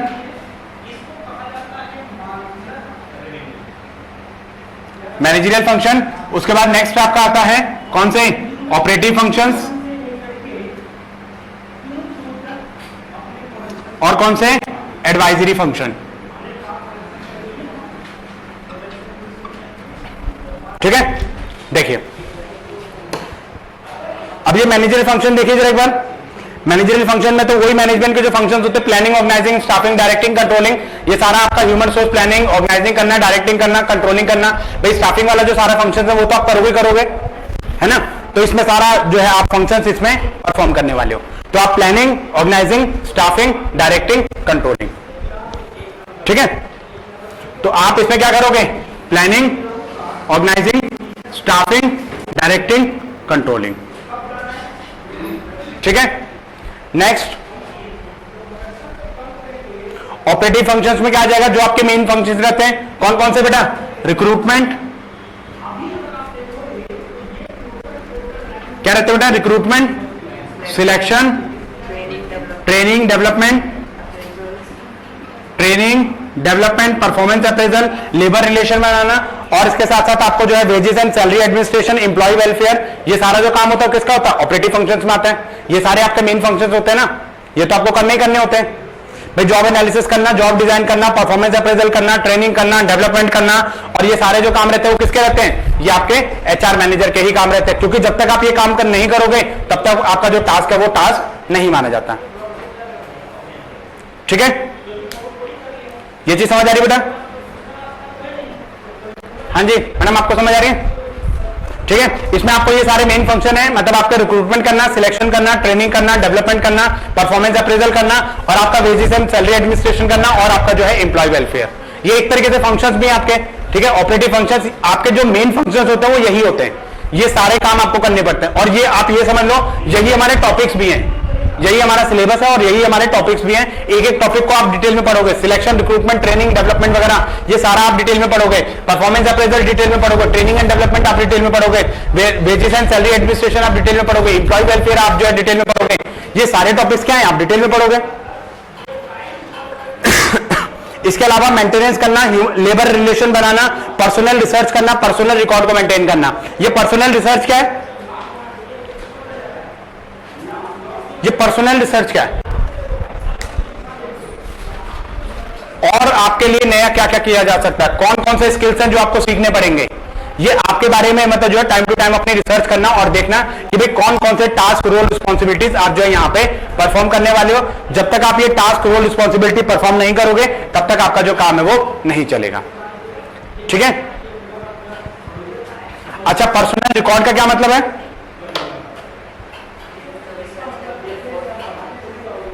पर्सनल का मतलब यहां पे ह्यूमन से होता है, ह्यूमन से। जैसे ना पर्सनल, कभी कभी आपने एचआर में भी ये टर्म सुनी होगी पर्सनल, क्योंकि पहले ना एचआर को हम पर्सनल मैनेजमेंट बोलते थे, वेलफेयर मैनेजमेंट, पर्सनल मैनेजमेंट। धीरे धीरे आपका जो है इनका इवोल्यूशन हुआ है। देखो, तो इसमें आपका पर्सनल रिकॉर्ड का मतलब क्या होता है, ये एचआर का काम होता है, जिस दिन से आपने ज्वाइनिंग करी है उस दिन से लेके आज तक आपका सारा रिकॉर्ड मेंटेन करना। आपकी जॉब आईडी क्या है, आपका टाइटल क्या है, कितनी आपने ऑफ ली, कितना आपको क्या क्या आपको टास्क दिए गए, क्या क्या आपकी रिपोर्ट है, आपकी प्रोफाइल पे लिख दिया जाता है। कब से ज्वाइनिंग करी, जब से आपने ज्वाइनिंग करी बेटा तब से लेकर आज तक का सारा जो बायोडेटा होता है वो आपका रिकॉर्ड मेंटेन करना। आपको कब कब कहां पे कितनी सैलरी दी गई, आपका पुराना पेंडिंग क्या है, क्या क्या चीजें, आपकी वर्क परफॉर्मेंस कैसी है, वो सारी प्रोफाइल में एडिट करी जाती है। आपकी प्रोफाइल में मार्क लिख दिया जाता है, यू आर नॉट पंक्चुअल और you are very over smart, और ये कई मतलब जो यू आर वेरी अच्छे हो तो अच्छा लिखा जाएगा, यू आर वेरी कॉन्फिडेंट और लीडरशिप क्वालिटीज, वो सारा उसका जब आप परफॉर्मेंस अप्रेजल करते हो ना उस सब पे आपका इफेक्ट पड़ता है। ठीक है। अब जैसे मान लो भाई आपने कोई लीड रोल परफॉर्म किया, आपने जो है किसी प्रोजेक्ट में लीड रोल परफॉर्म किया, तो वहां पे वो चीज भी लिखी जाती है, मेंशन करी जाती है, आपने मतलब जो है lead in this particular project and complete on the time, और वो सारी चीज मतलब आपकी लिखी जाती है। ठीक है, ताकि इससे क्या हो कि कल को जब आपको प्रमोशन का नंबर आता है तो उसमें उन सब चीजों को मेंशन किया जाता है। ठीक है। उसके बाद नेक्स्ट रहता है आपका एडवाइजरी फंक्शंस। एडवाइजरी फंक्शन का मतलब क्या होता है, एडवाइस करना। किसको, टॉप लेवल मैनेजमेंट को। क्या एडवाइस करेंगे भाई, आपकी पॉलिसी बनाना, प्रोसीजर बनाना, उन सब में जो है एचआर मैनेजर भी आपका बैठता है, मतलब जो आपके डिपार्टमेंटल हेड जो होते हैं ना एचआर के, वो सारे वहां पर बैठते हैं, वहां पर कितने लोग हैं, कहां पे क्या पॉलिसी बनानी चाहिए, हाँ वो टाइम पीरियड हमारा क्या होना चाहिए, वो सारे मतलब जो है उसमें एचआर भी आपका बैठता है। पता चलिए पॉलिसी बनाए जा रहे हैं, लोग तो हमारे पास है ही नहीं, स्किल्ड पर्सन हमारे पास है ही नहीं, हमारे पास ये रिसोर्स नहीं है, ऐसा नहीं है, वैसा नहीं है, वो सारा मतलब जो है आपको यहाँ पर देखना पड़ेगा। कंपनी किसी के साथ मर्जर करने की सोच रही है, एक्विजिशन करने की सोच रही है, तो वो सारे मतलब पॉलिसीज वगैरह यहाँ पर देखना पड़ेगा। अच्छा, डिपार्टमेंटल हेड बनाना, भाई जितने भी आपके जो डिपार्टमेंटल हेड्स होते हैं उनको जो है आपको जॉब डिजाइन बनाना और आपको जॉब एनालिसिस, रिक्रूटमेंट, सिलेक्शन और ये इन सब चीजों में भी आपको एडवाइस करती है कि भाई कैसे कैसे आपको बनाना है, कहां कहां पे क्या क्या चीजें आपको तैयार करनी है, किस किस तरीके से तैयार करोगे, वो सारी चीजें आपकी यहां पर आ जाती हैं। देखो, पर्सनल मैनेजमेंट क्या होता है, पर्सनल मैनेजमेंट भी आपका यही चीज रहती है, it is a part of management that deals with the recruitment, hiring और आपका जो है staffing, development and compensation of the workforce. ठीक है, उनके साथ रिलेशन वगैरह मेंटेन करना, ये सारा ऑर्गेनाइजेशन का ऑब्जेक्टिव करना, ये सारा काम रहता है। देखो, पर्सनल मैनेजमेंट आपका पहले काम था, ये आपका पहले काम हुआ करता था, काम पहले भी आपके यही थे, लेकिन अब क्या है, अब आपको जो है आपके स्किल्स पे काम किया जाता है, आपको जो है लॉन्ग टाइम के लिए रिटेन किया जाता है, आपको वेलफेयर के बारे में सिखाया जाता है। इवन आपकी जो ऑर्गेनाइजेशन है आपके बच्चों तक का खर्चा उठाती है, ऑर्गेनाइजेशन आपके बच्चों का भी खर्चा उठाती है, पता है आपको, मतलब आपको जो है एक प्रॉपर आपको जो है फैसिलिटी मतलब आपको दी जाती है। आप अपने जो है मतलब जो गर्ल्स के मतलब उसके जो है जो एजुकेशन है, आपके एजुकेशन अलाउंसेज आपको दिए जाते हैं, इवन बच्चों के हॉस्टल के खर्चे दिए जाते हैं, आपको जो है आपको इंश्योरेंस की फैसिलिटी आपको दी जाती है, आपको जो पीएफ की फैसिलिटी दी जाती है, आपको बोनस दिया जाता है, आपको बहुत सारी फैसिलिटीज मतलब जो ऑर्गेनाइजेशन आपको देती है।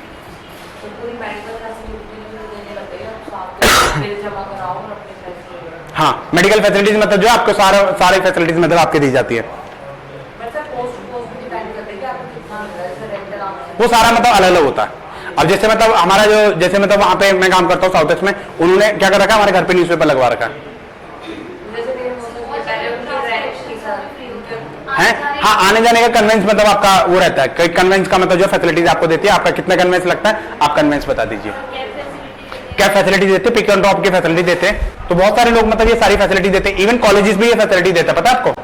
मतलब कॉलेज में भी आपको जो है आने जाने की पिक एंड ड्रॉप की फैसिलिटी मिलती है। वो थोड़ा बहुत नॉमिनल सा चार्ज करते हैं आपसे, बट आपको फैसिलिटी दी जाती है। उनके पिकअप एंड ड्रॉप पॉइंट होते हैं, वहां पे बसेज वगैरह आपकी रहती है। जैसे जहां मैं पहले पढ़ाता था उनमें, मतलब कॉलेज में जहां मैं पढ़ाता था ना,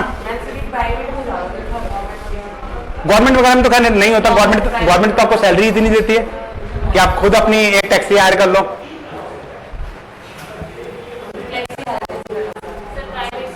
टैक्सी से आओगे ना फिर आप, गवर्नमेंट जॉब मिल जाएगी तो है।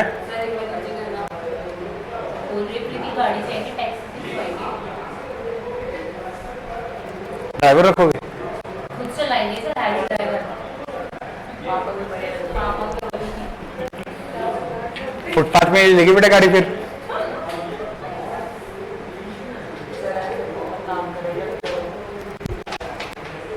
ठीक है, चलिए इसमें हम बात करते हैं पर्सनल मैनेजमेंट की और आपके जो है ह्यूमन रिसोर्स मैनेजमेंट में क्या डिफरेंस है।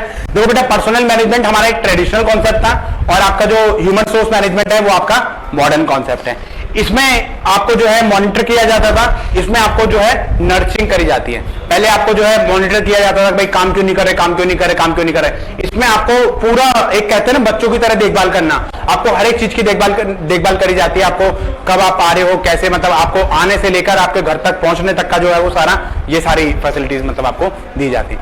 इवन जो आपकी प्राइवेट ऑफिसेज हैं उसमें भी ये फैसिलिटी दी जाती है। अगर कोई लेडीज लेट नाइट तक अगर काम करती है तो उसके साथ में एक बॉडीगार्ड और उसको जो है उसके घर तक, उसके गेट तक मतलब जो है ड्रॉप आउट की फैसिलिटी दी जाती है।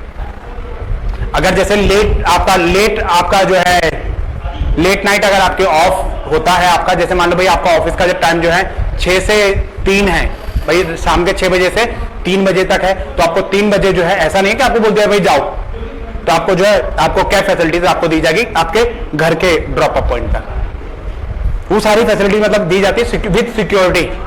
अब तो आपको सिक्योरिटी वगैरह भी दी जाती है कि मतलब आप जो है उसमें एक लेडीज मतलब जो है फीमेल आपकी रहेगी जो आपको सारी फैसिलिटी देती है। क्या फैसिलिटीज मतलब कई बार आपका गुड़गांव वगैरह में ये सब कैसा सीन हो जाता है ना कई बार आपका, तो उसमें भी आपको ये सारी हाँ, कई बार ऐसा जैसे कॉल सेंटर वाली जो गर्ल्स वगैरह हैं उनके साथ में कई बार ऐसा हो जाता है, या लेट वगैरह जैसे आपने कोई भी टैक्सी वगैरह हायर कर ली उसमें भी आपको जो कई बार ऐसा सीन हो जाता है। लेट नाइट वालों में दिक्कत रहती है क्योंकि वहां पे सुनसान एरिया है, तो वहां पे जो थोड़ा सा ये प्रॉब्लम है। दिल्ली वगैरह में तो फिर भी इतना नहीं होता, दिल्ली में भी होता है, ऐसा मैं ये नहीं कह रहा कि नहीं होता, होता है लेकिन इतना इस लेवल पे आपका नहीं होता। ठीक है, अब यहाँ पे क्या कहता है कि careful dimension of the return contract, जितना आपका कॉन्ट्रैक्ट में लिखा गया ना हर एक चीज को जो है आपको उस पर फोकस किया जाता है, जो आपको लिखा गया बस वही चीज आपको करी जाएगी। लेकिन अब आजकल क्या है, आजकल जो है बियॉन्ड द कॉन्ट्रैक्ट, जितना हम आपको कर रहे हैं वो तो हम करेंगे, इसके अलावा हम आपके लिए क्या कर रहे हैं, आपको जो है वेलफेयर प्रोवाइड करना, आपको जो है इंटीरियर वगैरह प्रोवाइड करना, आपको जो है मस्त मतलब आपको जो है एसी वगैरह प्रोवाइड करना, वो सारा मतलब जो आपके वेलफेयर के लिए काम करना, आपको जो है एक रिलेशनशिप आपको बिल्ड करके रखना, वो सारा जो काम रहता है वो आपको सारी फैसिलिटीज आपको प्रोवाइड करी जाती हैं। इसके साथ साथ मतलब आपको जो है एक वैल्यू और मिशन के अकॉर्डिंगली काम करना है, यहाँ पर आपका जो है नॉर्म्स के अकॉर्डिंगली काम किया जाता था। आपको इसमें पहले आपको लेबर की तरह ट्रीट किया जाता था, लेकिन अब जो है आपको कस्टमर की तरह ट्रीट किया जाता है, मतलब आप भी कंपनी के लिए भगवान हो।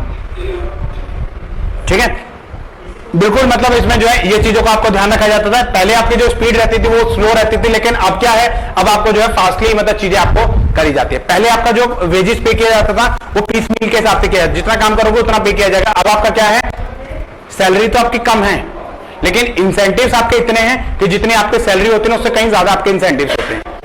जितना आप एक्स्ट्रा परफॉर्म करोगे ना, भाई ऑब्वियस ही बात है कि इतनी सैलरी तो आपको मिलेगी, मान लो 10,000 है 12,000 है, वो तो आपको मिलेगी, प्लस आप जितना काम करोगे उसका इंसेंटिव्स आपको मिलेगा। जैसे 1 लाख का आपने कोई काम कर दिया तो उसका 10% आपको मिलेगा, अगर 10% में मिल गया तो मान लो भाई आपका जो है 10,000 रुपए आपको मिल गए। अगर मान लो आपने 2 लाख का काम कर दिया तो 20,000 रुपए मिल गए, सैलरी आपकी 12,000 प्लस आपके 20,000। ऐसे ही मतलब आपको जितना आप काम करोगे उतना ही ज्यादा, अब जितना आप परफॉर्म करोगे उतना ही ज्यादा सैलरी मिलेगी। आपको क्या दिक्कत है भाई, आप काम करो आपको पैसा मिलेगा। सेल्स वाले में क्या होता है, सेल्स वाली जॉब में तो यही होता है। आप जो इंश्योरेंस वाले सेक्टर में क्या होता है, इतनी उनकी सैलरी नहीं होती जितने उसमें इंसेंटिव्स होते हैं। 1 लाख का आप इंश्योरेंस करवा दो, उसके हिसाब से लोन करवा दो, लोन पास करवा दो, तो आप जो है उतना सेंशन आपका रहेगा।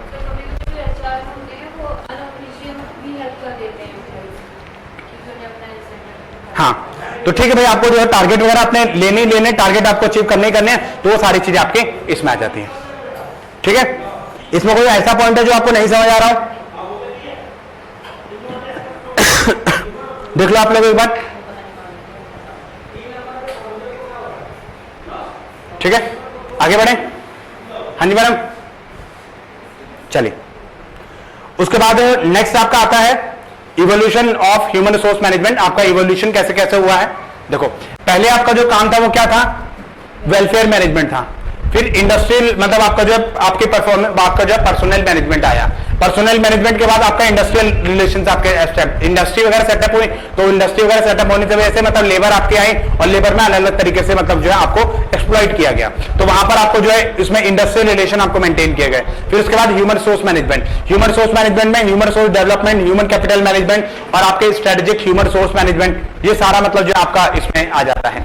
इसके अलावा अब आपका जो लेटेस्ट कॉन्सेप्ट चल रहा है वो कॉन्सेप्ट चल रहा है स्किल मैनेजमेंट और आपका टैलेंट मैनेजमेंट। टैलेंटेड बनाना आपको, जितने टैलेंटेड आप रहोगे, जितने क्रिएटिव आपको रहोगे ना, मतलब स्किल्स पे काम करना आपकी। आपको टाइम टू टाइम पार्टिसिपेशन आपको किया जाता है। आपको टाइम टू टाइम मतलब ऐसे वर्कशॉप सेमिनार्स मतलब आपको दी जाती है, और भी कई सारी एक्टिविटीज मतलब आपको जो है वो करवाई जाती है, ताकि आप जो है एक शॉर्ट टर्म मतलब इस तरीके से मतलब फैसिलिटीज आपको दी जाती है ताकि आप पार्टिसिपेट करो। ऐसा नहीं है कि आप आए 9 to 6 की जॉब, मतलब ऐसा मतलब टीसीएस वगैरह ये बहुत अच्छी केपीएमजी है, और आपका जो है उसमें और भी कई सारी कंपनीज है जो आपके एम्प्लॉयज का बहुत ध्यान रखती हैं। इवन आपको ऑर्गेनाइजेशन योगा भी करवाती है। हाँ, योगा भी करवाती है आपके, मतलब ताकि आप जो है स्ट्रेस फ्री आप रहो। इवन जहां पे मैं पहले वो काम करता था, ठीक है, जैसे जहां पे मैंने आपको बताया ना मारुति सुजुकी में जब काम करता था, वहां पे लाफिंग एक्सरसाइज होती थी स्टार्टिंग के 10 मिनट, हंसते थे सब, मजा आता था। ठीक है, और उसके बाद फिर लाफिंग एक्सरसाइज के बाद होती थी इनकी डांसिंग एक्सरसाइज 15 मिनट की, मतलब स्टार्टिंग के आधा घंटा यही नौटंकी चलती थी उनकी,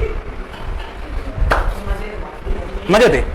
मतलब उसमें वही वाली बात है कि जिसको डांस नहीं आता ना, भले चाहे कुछ उसमें ये रूल था करना है, चाहे आप कुछ भी करो, चाहे आप हाथ हिलाओ, चाहे जो भी मतलब उसमें वो करो, बट आपको करना है, मतलब करना है।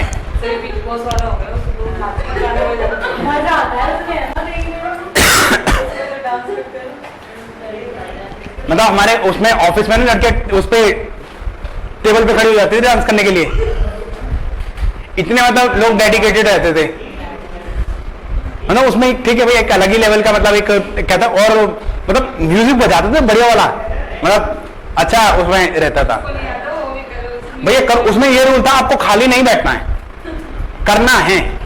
मतलब आपकी जो बॉडी, उनका मतलब ये था कि बॉडी की मूवमेंट आपकी होनी चाहिए, मतलब आप हिलो, चाहे जो मर्जी मतलब आप मतलब जैसे मर्जी मतलब चीजें मतलब आप करो, बट आप डांस करो। उनका मतलब ये था भाई 15 मिनट आपको जो है उसमें दिए जाते थे आपको, मतलब जो एक बिल्कुल कहते ना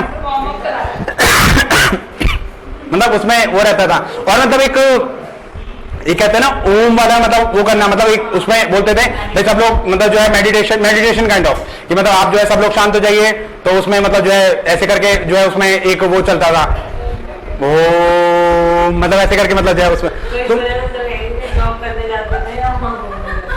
भैया ये देखो ये खाली नौटंकी नहीं है, सुनो मेरी बात, ये खाली नौटंकी नहीं है, ये पता क्या है, ये आपके स्ट्रेस को रिलीज करने का एक मेथड होता है। आप योगा करोगे, आप स्ट्रेस मतलब फील करोगे, और उसमें मतलब एक वही कहते थे कि मतलब आप जो है मतलब उनका टाइम रहता था, तो जिसको नहीं करना वो मत आओ, भले चाहे 9:30 बजे आओ, ऑफिस उनका 9 बजे खुलता था, आप 9 बजे मतलब आना है। ठीक है, अगर आप नहीं आना चाहते तो ठीक है भाई, आपको इमरजेंसी है कुछ है, तो भाई ये नहीं है कि आप योगा आके आपको योगा ही करना है, तो आप ऐसा वाला सिस्टम भी उनका नहीं था। तो लेकिन हाँ, ये जो है जो आपके अवेलेबल है उनको मतलब करना है। लोग वहीं से नाचते हुए आते थे, गेट से ही नाचते हुए आते थे, तो अच्छा लगता था, मतलब एक अच्छा मतलब एक पॉजिटिविटी मतलब आपकी आती थी। हाँ, मतलब उसमें भाग भाग के लोग जाते थे, भाग भाग के लोग जाते थे। हाँ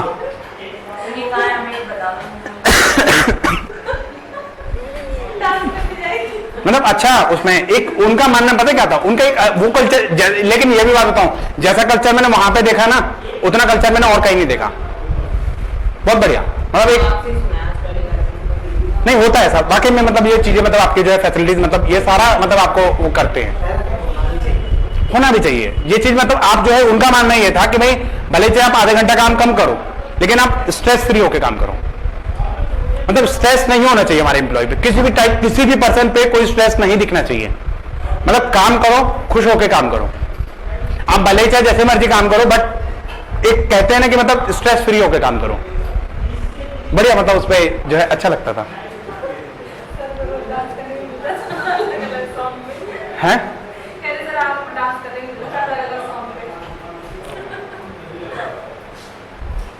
चलिए उसके बाद नेक्स्ट हम बात करते हैं किसकी, human resource management process. Process दिख रहा है बेटा आपको, छोटे छोटे दिख रहा होगा बट दिख रहा है, कोई बात नहीं, मैं बता देता हूं आपको। सबसे पहला स्टेप होता है बेटा आपका ह्यूमन रिसोर्स प्लानिंग। ये स्टेप्स आप लिख लीजिए, कई बार आपको सीक्वेंस आ जाता है। ह्यूमन रिसोर्स प्लानिंग, सबसे पहला काम होता है ह्यूमन रिसोर्स प्लानिंग का, दूसरा काम होता है रिक्रूटमेंट का,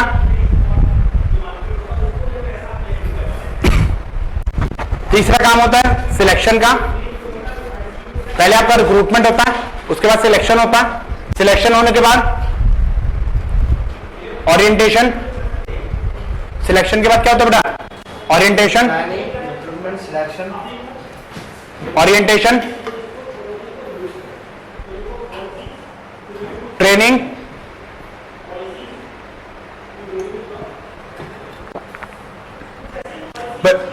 परफॉर्मेंस अप्रेजल,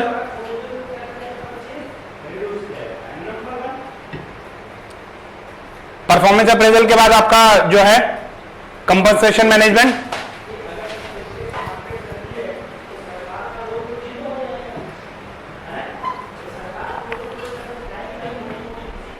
उसके बाद करियर डेवलपमेंट।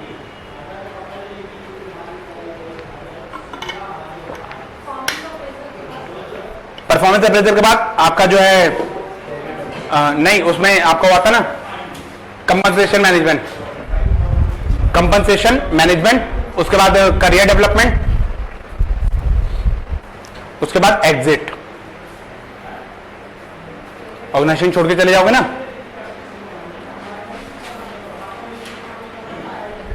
रुला के जाओगे है ना। हाँ वो प्लेसमेंट ओरिएंटेशन होगा, वो सारा आपका जो है ओरिएंटेशन इंडक्शन प्लेसमेंट होगा, वो सारा उसी में आ जाएगा। ओरिएंटेशन के साथ ही आप लिख लेना प्लेसमेंट इंडक्शन, तो कई बार ना प्लेसमेंट वगैरह वर्ड भी दे दिया जाता है, फिर आप वहां पे ढूंढोगे सर ने प्लेसमेंट तो बताया नहीं।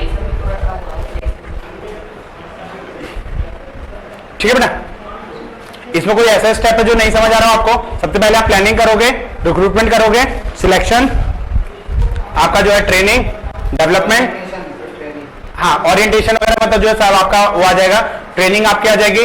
ट्रेनिंग के बाद आप जो है परफॉर्मेंस अप्रेजल करोगे, परफॉर्मेंस अप्रेजल के बाद आपको सोचा जाएगा कि भैया आपको जो है प्रमोट कर दिया जाए, या आपको जो है डिमोट करना है, या आपको ट्रेनिंग पे भेजना है, क्या करना है आपको, ठीक है।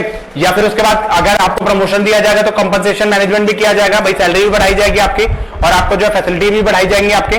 भैया आप पहले एक नॉर्मल लेवल पे थे लेकिन अब आप जो है असिस्टेंट मैनेजर बन गए हो, तो आपको फैसिलिटी वगैरह सब चीजें आपको बढ़ा दी जाएंगी, ठीक है। उसके हिसाब से आपको जो है टास्क, रोल, रिस्पॉन्सिबिलिटी वगैरह वो सब आपको दे दी जाएंगे, ठीक है। फिर उसके बाद करियर डेवलपमेंट किया जाएगा, आपका करियर पाथ के बारे में आपको सोचा जाएगा, और उसके बाद आपको जो है एग्जिट किया जाएगा। एग्जिट भैया या तो आप खुद ही चले जाओगे या आपको ऑर्गेनाइजेशन छोड़ देगी, भाई ऑर्गेनाइजेशन निकाल देगी कई बार आपको, भाई आपका मिसकंडक्ट कर दिया या आपको जो है भाई आपका रिप्लेसमेंट आपका आ गया, तो उसमें ऑर्गेनाइजेशन कई बार आपको निकाल देती है। भाई आपसे कम पैसों पे आपके स्किल्ड पर्सन आ गया तो क्या करेगी ऑर्गेनाइजेशन, आपकी कमियां ढूंढने लग जाएगी, आपने ये काम नहीं करा, आपने ये काम नहीं करा, आपने ये काम नहीं करा। या फिर मतलब आपको बेटर अपॉर्चुनिटी मिल गई है तो भाई आप ऑर्गेनाइजेशन को छोड़ के चले जाओगे, किसी पर्सन की डेथ हो जाती है, एक्सीडेंट हो जाता है, इनकैपेबल हो जाता है, शादी हो जाती है आपकी, तो ठीक है। हाँ लड़की की मान लो कोई लड़की है, शादी हो गई, भाई हस्बैंड ने मना कर दिया, काम नहीं करवाएंगे भैया आपको जो है, भाई आप पहले आप जो है नोएडा में रहते थे, अब आपकी जो शादी हुई है वो रोहिणी में हुई है, भाई रोहिणी से आप गुड़गांव थोड़ी जाओगे, तो डिस्टेंस का ट्रैवल होता है, कई बार आपको फैमिली का भी इशू रहता है, ठीक है। अब ऑर्गेनाइजेशन को तो भैया काम चाहिए, आपकी शादी के चक्कर में हम अपना शटर थोड़ी बंद कर दें, शादी आपकी हुई है हमारी थोड़ी हुई है, तो ठीक है भैया आप अपनी लाइफ को एंजॉयमेंट करो, हम अपनी लाइफ को एंजॉयमेंट करेंगे, क्या दिक्कत है, कोई दिक्कत नहीं है। हाँ कई बार आपको जो है अब जैसे मान लो कई बार ऐसा भी हो जाता है कि जैसे मान लो किसी का बेबी हुआ है, तो भाई आप इतना टाइम नहीं दे पा रहे, तो उसमें भी थोड़ा सा आपको ये किया जाता है। हाँ, थोड़ा सा टाइम दे दिया जाएगा आपको कि भाई अगर आप 1-2 महीने तक मतलब आप जो है पेड लीव आपको दे दी जाएंगी कि भाई इवन आपको मैटरनिटी बेनिफिट में आपको पेड लीव आपको मिल जाएंगे।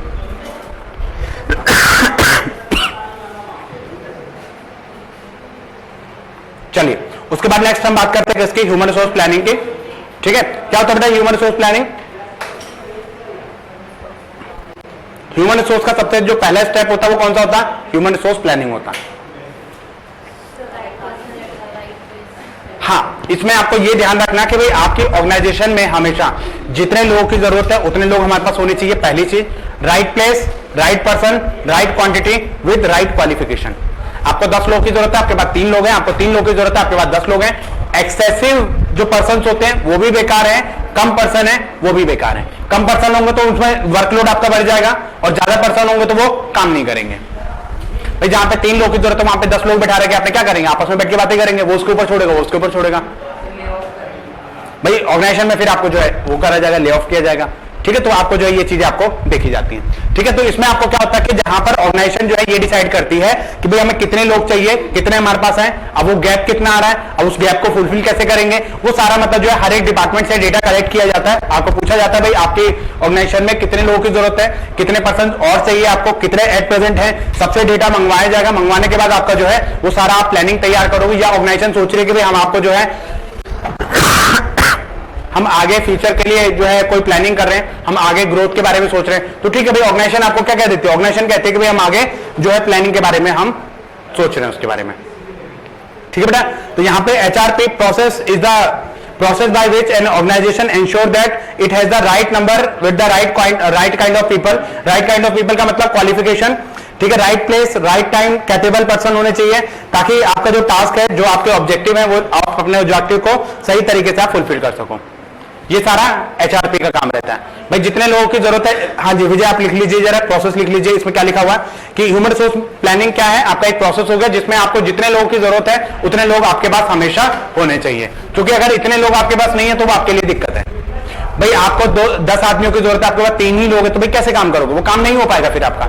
आपको 3 लोगों की जरूरत है, आपके पास 10 लोग हैं, तब भी आपका काम जो आपकी कॉस्ट ज्यादा आएगी फिर इसमें। ठीक है,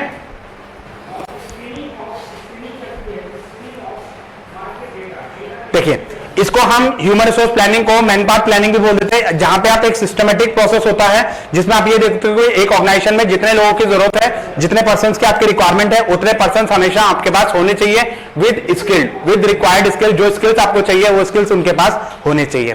ठीक है, तो काइंड ऑफ पीपल, हाँ है ना, तो आपने बताया एजुकेशन से, तो वहाँ एजुकेशन क्यों नहीं लिखा? मतलब काइंड ऑफ पर्सन, मतलब देखो इसमें क्या होता है कि अलग अलग लेवल पे अलग अलग लेवल की एजुकेशन चाहिए होती है। अब जैसे मान लो आप पियोन हो तो पियोन पे आपको जो अलग अलग तरीके, अब हो सकता है कि जैसे काइंड ऑफ पर्सन में टाइप्स भी आप कह सकते हो कि जैसे आपको मतलब किस टाइप के पर्सन चाहिए, स्किल्ड लेबर चाहिए, सेमी स्किल्ड चाहिए, अनस्किल्ड चाहिए, तो उसमें अलग अलग डिपार्टमेंट में अलग अलग लोगों की जरूरत होती है आपको। ठीक है, तो HRP process is matching the, कहने का मतलब यह है कि जितनी हमारी डिमांड है उतनी हमारी सप्लाई भी होनी चाहिए, जितनी हमें रिक्वायरमेंट है उतने हमें हमेशा उतने नंबर आपके पास होने चाहिए। खाली नंबर से ही नहीं, हमेशा उसी टाइम पे मुझे अभी जरूरत है, मेरे पास फ्यूचर में है, या फ्यूचर में जरूरत है मैं अभी से रिक्रूटमेंट करके क्या करूंगा। ठीक है, तो वो सारे मेरे पास जो है इन चीजों का ध्यान रखना होता है। ठीक है, तो इसमें आपका क्या है? Right people, right capabilities, right time, right place. ठीक है, ये सारी चीजें आपको क्या करनी है? ह्यूमन रिसोर्स प्लानिंग का ही एक काम रहता है। जब तक आप ये काम नहीं करोगे, भाई आपका पास राइट पर्सन होने चाहिए, राइट प्लेस पे, राइट टाइम पे, इन राइट क्वांटिटी। ठीक है, क्वालिफिकेशन वगैरह सब चीजें उनकी सही होनी चाहिए ताकि आपके लिए कोई दिक्कत ना रहे। ठीक है, ये चीजें आप नोट डाउन कर लीजिए। Right person, right place, right time, right capability, in the right quantity. ठीक है, हमें 3 लोग की जरूरत है, 3 ही है, लेकिन उसमें से कैपेबल एक भी नहीं है, तो क्या करेंगे? ओवर क्वालिफाइड है, वो भी दिक्कत है आपके लिए। ओवर क्वालिफाइड वाले में क्यों दिक्कत है बेटा? मान लो उसकी लेवल की जॉब ना हो, उनकी डिमांड ज्यादा होती है, डिमांड भी ज्यादा होती है, फिर वो रुकेंगे नहीं। पीएचडी वाला बंदा पीओन के लिए अप्लाई कर दिया था, आपने बताया था, तो भैया वो रुकेगा नहीं ना, जॉब पे नहीं हो पाएगा। रुकेगा नहीं। सबसे ज्यादा दिक्कत पता बेटा हम लोग के साथ में है। सबसे ज्यादा जो समस्या है वो हम लोग के साथ में है। क्यों है हमारे साथ समस्या? छोटी जॉब हम करेंगे नहीं, बड़ी जॉब हमें मिलेगी नहीं। ये फैक्ट बता रहा हूं मैं आपको। आप 10,000 की जॉब करोगे? नहीं करोगे। क्यों नहीं करोगे? पापा ने 10 लाख रुपए फूंक दिए एमबीए में 10,000 की जॉब के लिए, नहीं करेंगे, इंसल्ट हो जाएगी। बेटा अगर यही काम करना था तो 12वीं के बाद कर लेते। फैक्ट बता रहा हूं मैं आपको। हम कई बार मतलब ये चीजें आपकी हो जाती है कि मतलब हमें ऐसा लगता है कि भाई आपको जो है थोड़ा सा कैपेबिलिटी मतलब आपको हो जाती है कि भाई आपको जो है थोड़ा सा चीजें हो जाती हैं। हमें ऐसा लगता है भाई एमबीए पास है, कम से कम हमारी इतनी वैल्यू तो नहीं है ना कि भाई हम 10,000 की जॉब करें।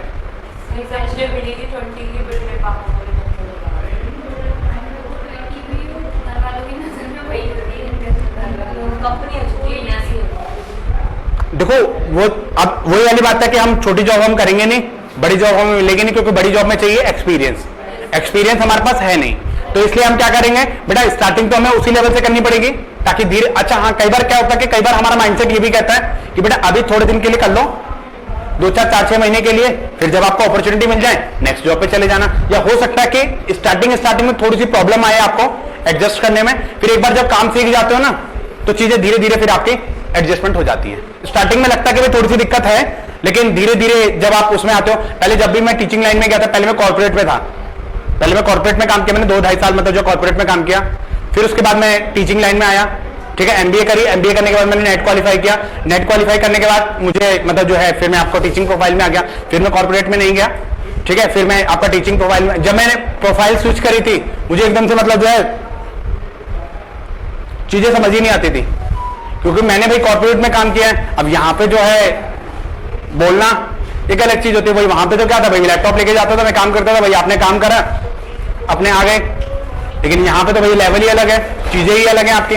फिर धीरे धीरे मतलब ये चीजें मतलब आप जो स्टार्टिंग में बहुत प्रॉब्लम थी, मतलब मैं बता रहा हूँ ना आपको कि मतलब जो है स्टार्टिंग में मतलब जो है 1 महीने तक बहुत दिक्कत रही मेरे साथ में, कि एडजस्टमेंट वाली जो दिक्कत है ना वो बहुत मतलब जो है प्रॉब्लम आपकी रही। लेकिन जब मैं कॉर्पोरेट में था तब मुझे लगता था कि दोबारा कॉर्पोरेट में नहीं आना है मुझे, क्योंकि कॉर्पोरेट में एक अलग ही लेवल की टेंशन है, जाने का टाइम है, आने का कोई टाइम नहीं है। मतलब इवन आपका वही वाली बात है, 9 to 6 की मेरी जॉब होती थी, लेकिन 9-10 बजे तक आ रहा हूं मैं घर पे।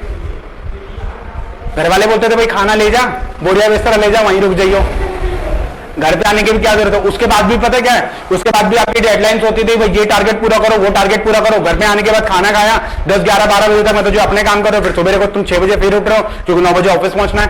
7 बजे उठ रहे हो, 7 बजे आपने 7-8 बजे आपने घर से निकल लिए, 8-7:30 बजे आप घर से निकल लिए, 9 बजे ऑफिस पहुंचना है। घर वाले बोले भैया ये कौन सा ड्रामा है तेरा।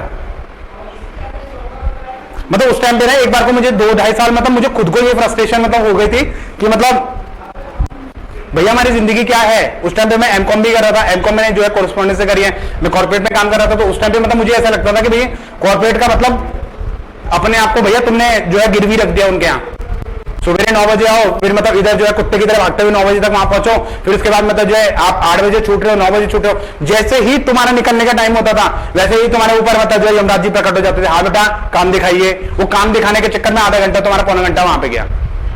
पहले कोई नहीं बोलेगा, लेकिन जब तुम्हारे 6:45 बजेंगे ना तब हाँ जी बताइए सर आपको क्या काम किया आपने, काम दिया गया था, आपने काम पूरा करा, अच्छा कल का काम सुन लीजिए, कल आपको क्या करना है क्या करना है। वो बोलते बोलते मतलब जो है आपको आधा पौना घंटा मतलब जो है आपको 1 घंटा आपको लगा देगा। अच्छा फिर उसके बाद किसी की मीटिंग हो रही है, किसी का कुछ हो रहा है, किसी का कुछ हो रहा है, किसी का कुछ हो रहा है।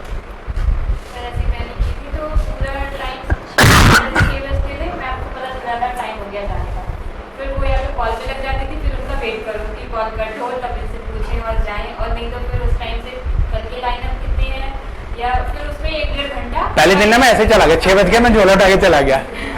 सर मैं भी ऐसे ही आ रही हूँ ना 15 दिन में। तो मैडम पता क्या कहती है, बेटा ये स्कूल नहीं है तुम्हारा।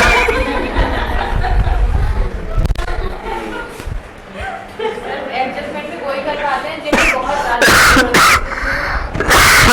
कि हाँ चलो कर लो, चलो मजे में कर रहा है। मैं तो 15 दिन में ही रुक पाई वहाँ पे। मैंने मतलब वो मुझे पता भैया मैंने 2-2.5 साल कैसे काटे, क्योंकि वही वाली बात है ना, घर में अब मैं कोरेस्पोंडेंस से कर रहा था, रेगुलर तो मुझे कॉलेज जाना नहीं, क्योंकि मैंने बीकॉम जो थी वो रेगुलर करी थी। अब भाई बीकॉम करने के बाद मैं क्या करूं, तो ये दिक्कत थी। तो मैंने क्या करा भाई, मजे मजे में जो कॉर्पोरेट में जॉब कर ली, मैंने पकड़ ली, ठीक है। अब उसमें जब मैं गया तब मैंने देखा तो भैया वहां का तो माहौल ही अलग है, इधर मैंने कॉरेस्पॉन्डेंस में एडमिशन ले लिया। तो मैं कहा भैया घर में बैठ के करूंगा क्या मैं, तो वहां पे वो जो वहां पर देखा तो वहां पे एक अलग ही लेवल की टेंशन, वहां पे मतलब जो है एक और ही मतलब, अच्छा शुक्र है मेरी कॉलिंग प्रोफाइल नहीं थी, कॉलिंग प्रोफाइल वाले डिपार्टमेंट में तो मतलब भैया एक अलग ही लेवल का टेंशन। लोग उसके मतलब ये टेबल के नीचे घुस घुस के मतलब लोग बात करते हैं, टेबल के ऊपर चढ़ चढ़ के ऐसे मतलब उसमें बात कर रहे थे। मैं कहा ये क्या नौटंकी है। ऊपर ना कॉल, उसमें कॉल सेंटर था ऊपर ना, मतलब हमारे जो कॉलिंग प्रोफाइल वाले ऊपर बैठते थे। तो एक बार एचआर मतलब हमें ले गया था, उसमें ऑर्गेनाइजेशन विजिट करवाए थे ना, तब वो ले गया था। मैं कहा ये क्या बंदरों की तरह चिड़ियाघर की तरह बैठे हैं सारे के सारे।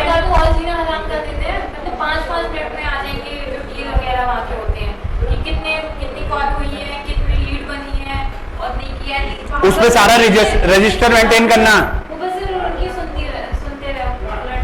रजिस्टर वगैरह मेंटेन करना, मतलब उसमें मतलब जो है उनको बोल बोल के ना उनको ऐसी आदत हो जाती है कि मतलब हाँ हेलो सर मैं यहाँ से बात कर रही हूँ, मैं नहीं बात कर रही हूँ एचडीएफसी से, आपको लोन की रिक्वायरमेंट तो नहीं है।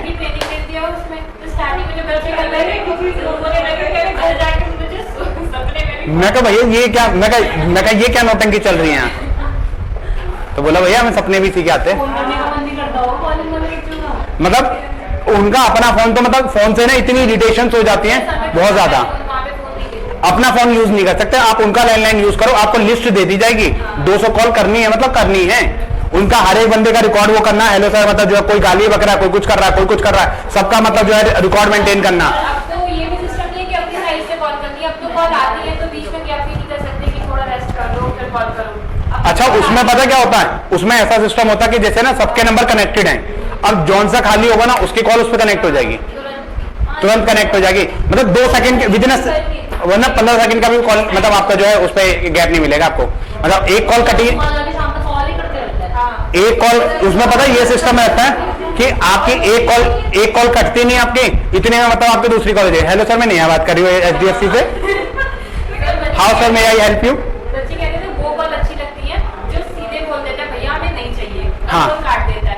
कोई कोई ऐसे होते हैं पूरी कॉल सुनेंगे फिर एंड में कहते नहीं चाहिए, मतलब इंसान पर टाइम वेस्ट कर रहा है, पूरी एनर्जी लगा के समझा रहा है पूरा सब। हाँ जी मैम क्या प्लान है, हाँ हाँ हाँ हाँ हाँ हाँ उसको तो हाँ वही वाली बात है, उसको तो हाँ हाँ हाँ हाँ हाँ लग रहा है, हाँ हाँ हाँ हाँ जी मैडम, हाँ जी मैडम, हाँ जी मैम। इससे बढ़िया जो फोन उठाए और काट दे। पूरी बात करते हैं, हम तो नहीं करते, हम तो बोलते सॉरी मैम नॉट इंटरेस्टेड।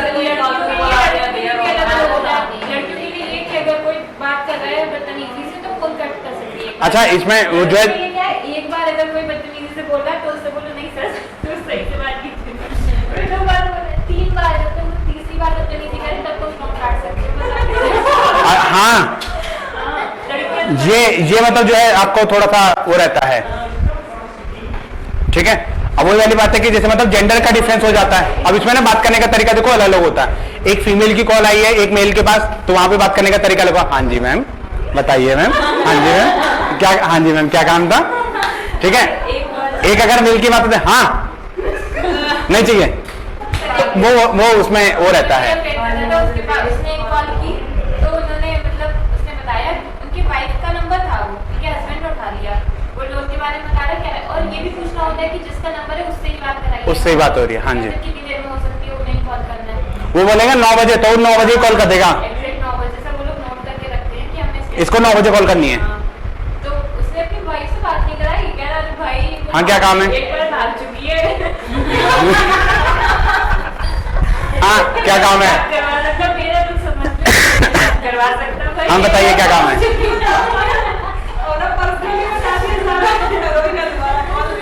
एक जो है ना मेरा एक फ्रेंड था, एक उस पे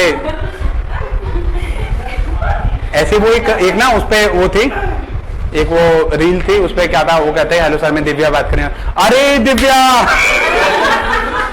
बहुत दिनों में फोन करा, हाँ खाना वाना खाया कि नहीं खाया, मतलब ठीक है। तो वो ये बात है कि हाँ वो कह अरे दिव्या आपने शादी वादी करी कि नहीं करी, अरे तो शादी कर लो, कुछ थोड़ा बहुत लाइफ में काम तो होता रहेगा। अच्छा इधर फिर ना एक ड्रामा ये भी रहता है क्योंकि उसको पता सामने वाली लड़की नहीं बोल सकती क्योंकि उसकी कॉल रिकॉर्ड हो रही है, भाई आपको थोड़ी कुछ बोलेगा, वो तो उसको बोलेंगे। क्वालिटी वाले कॉल रिकॉर्ड करके सुनते हैं कि आपने स्टार्टिंग की कॉल की तो पहले मॉर्निंग विश नहीं किया, इसमें ये सेलिंग प्लान नहीं बताया, लास्ट में ग्रीट नहीं या लास्ट में वो वेबसाइट भेज दी होती है हाँ, वो okay. वो नहीं शेयर किया, बहुत ज्यादा। Hello sir, thank you so much, how may I help you और something like that. Okay sir, take care, have a nice day. Rating नहीं दी आपने रेटिंग्स नहीं ली, बहुत उनकी अलग अलग लेवल के ड्रामे चलते हैं उनके। आपने कॉल्स पे कैसे बात करी, ठीक है, आपकी टोन अलग थी, उसमें ये बोला था आपकी टोन अलग थी। अब भैया टोन का क्या करें? और ये भी कि अगर एक बार वो मना कर रहे हैं तो आप उन्हें थोड़े टाइम के लिए रिटेन मत हो कि सर सुन तो लीजिए एक बार। हेलो सर, आप मेरी बात तो सुन लीजिए।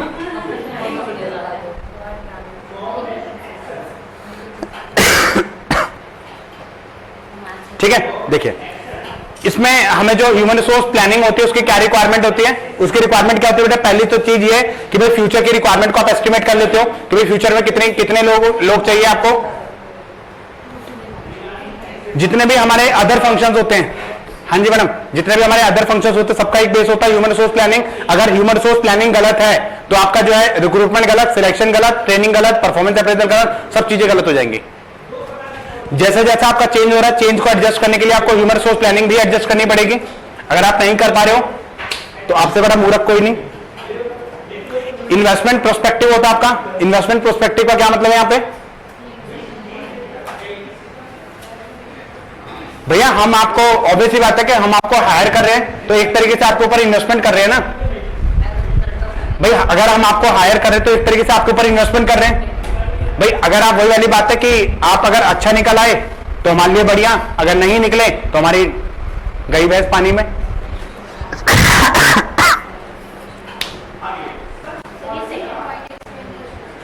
Foundation for the other HRM function, बाकी जो अदर एचआरएम के फंक्शंस है ना, लाइक आपका सिलेक्शन, ट्रेनिंग, रिक्रूटमेंट, डेवलपमेंट, वो सब इसी पे बेस्ड होते हैं।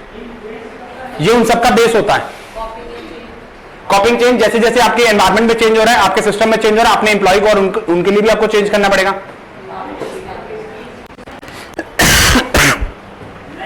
अगर आपको पता मार्केट में, सुनो मेरी बात, अगर आपको पता भाई मार्केट में डाउनफॉल चल रहा है तो आप अपने एम्प्लॉय की छटनी कर दोगे, निकाल देना, ले ऑफ कर देना, हटा देना। ऑर्गेनाइजेशन पहले बता देगी आपको कि भैया ऑर्गेनाइजेशन काम दाम तो कुछ नहीं, हम खुद ही खाली बैठे, हम खुद ही मच्छर मार रहे हैं, आप क्या करेंगे? जाइए। कोविड के टाइम में सबसे हाई प्रोफाइल वाले जो लोग थे ना, सबसे पहले उनको हटाया गया। 2-3 लाख रुपए जिनकी सैलरी है, भैया कहां से दी ऑर्गेनाइजेशन? खुद मच्छर मार रही है ऑर्गेनाइजेशन। सैलरी भी बहुत कम दी है सर, जिसमें मौसा दिनों की 2 लाख के समथिंग पे है, तो उन्होंने कहा कि ज़्यादा उससे जो ऊपर लेवल वाले थे ना, जिनके 5-5 लाख निकाल देता भाई। उस टाइम पे टाइम ही ऐसा गया था, घर खर्च चलाने के लिए होता जो है दिक्कत हो गई थी। अब सोचो जिसका ईएमआई है वो ईएमआई कहां से भरेगा?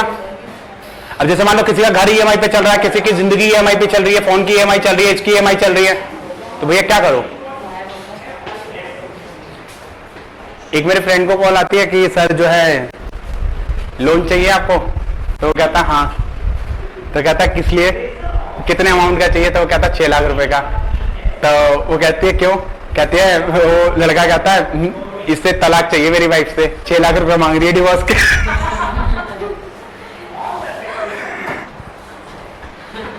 दिलवा दोगी? तो उसने, हाँ, फिर उसने बोला कि चलो ठीक है सर हम दिलवा देंगे, सिक्योरिटी में क्या रखोगे? तो कहते हैं सर इसी को ले जाओ। इससे बड़ी सिक्योरिटी क्या होगी?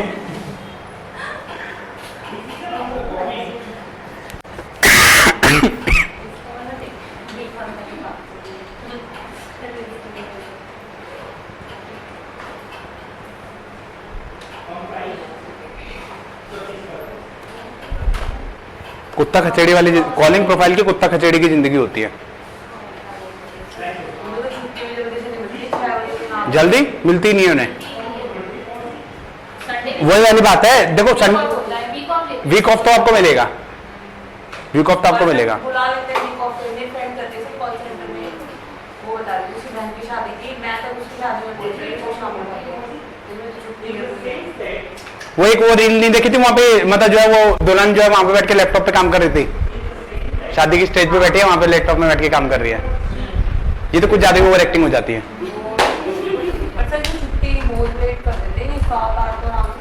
जब मैं अपनी शादी के लिए छुट्टी लेने गया था ना, मेरे डायरेक्टर क्या कहता है, कितने दिन की छुट्टी चाहिए? मैं कहा सर 15 दिन की चाहिए। मैं कहा तो मैं होली के बाद ही आऊंगा, होली से पहले हुई थी मेरी शादी। तो मैं कहा सर तो मैं होली के बाद ही आऊंगा, अब नहीं आऊंगा बीच में। तो कहता है एक काम करो पेपर दे लो फिर चले जाना। मैं कहा सर पेपर दे लो का मतलब क्या होता है? मैं कहा अभी मेरी शादी है 19 तारीख की और 16 तारीख आज हो ही गई है। मैं कही कुछ रस्में वगैरह जो होती है 18 में जो है उसमें वो रहता है। तो बड़ी मुश्किल से छुट्टी दी उसने।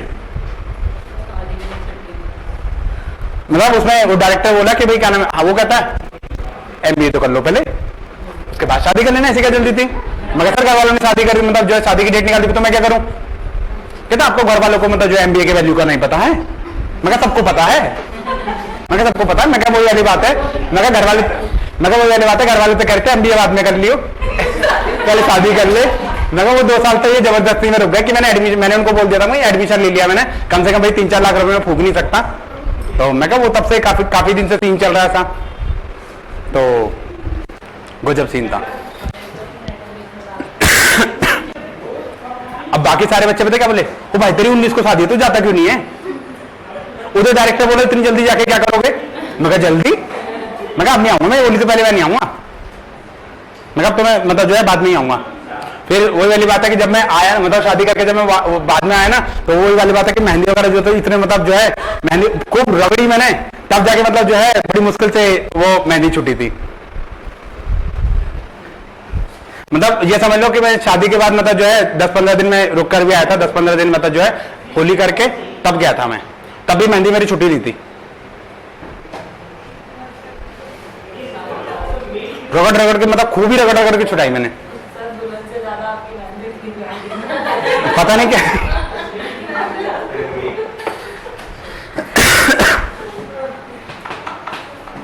मतलब शुरू में तो इतनी नहीं थी, मतलब जो है जैसे जब मेहंदी लगाई थी ना तो उस पे मतलब तब तो वो ऐसे नहीं, तब तो वो ऐसी लग रही थी, मगर जैसे वो जंग नहीं लग जाती हाथों पे ऐसे करके मतलब वो थी। फिर उसके बाद पता नहीं क्या लगाया उन्होंने,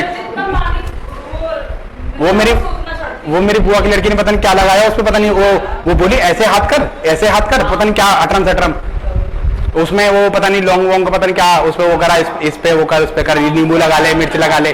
मैं कहा ये ड्रामेबाजी ज्यादा हुआ है, नौटंकी। पर मेरी MBA बाद में हुई थी, शादी मेरी पहले हो गई थी। हैं? दुर्घटना नहीं,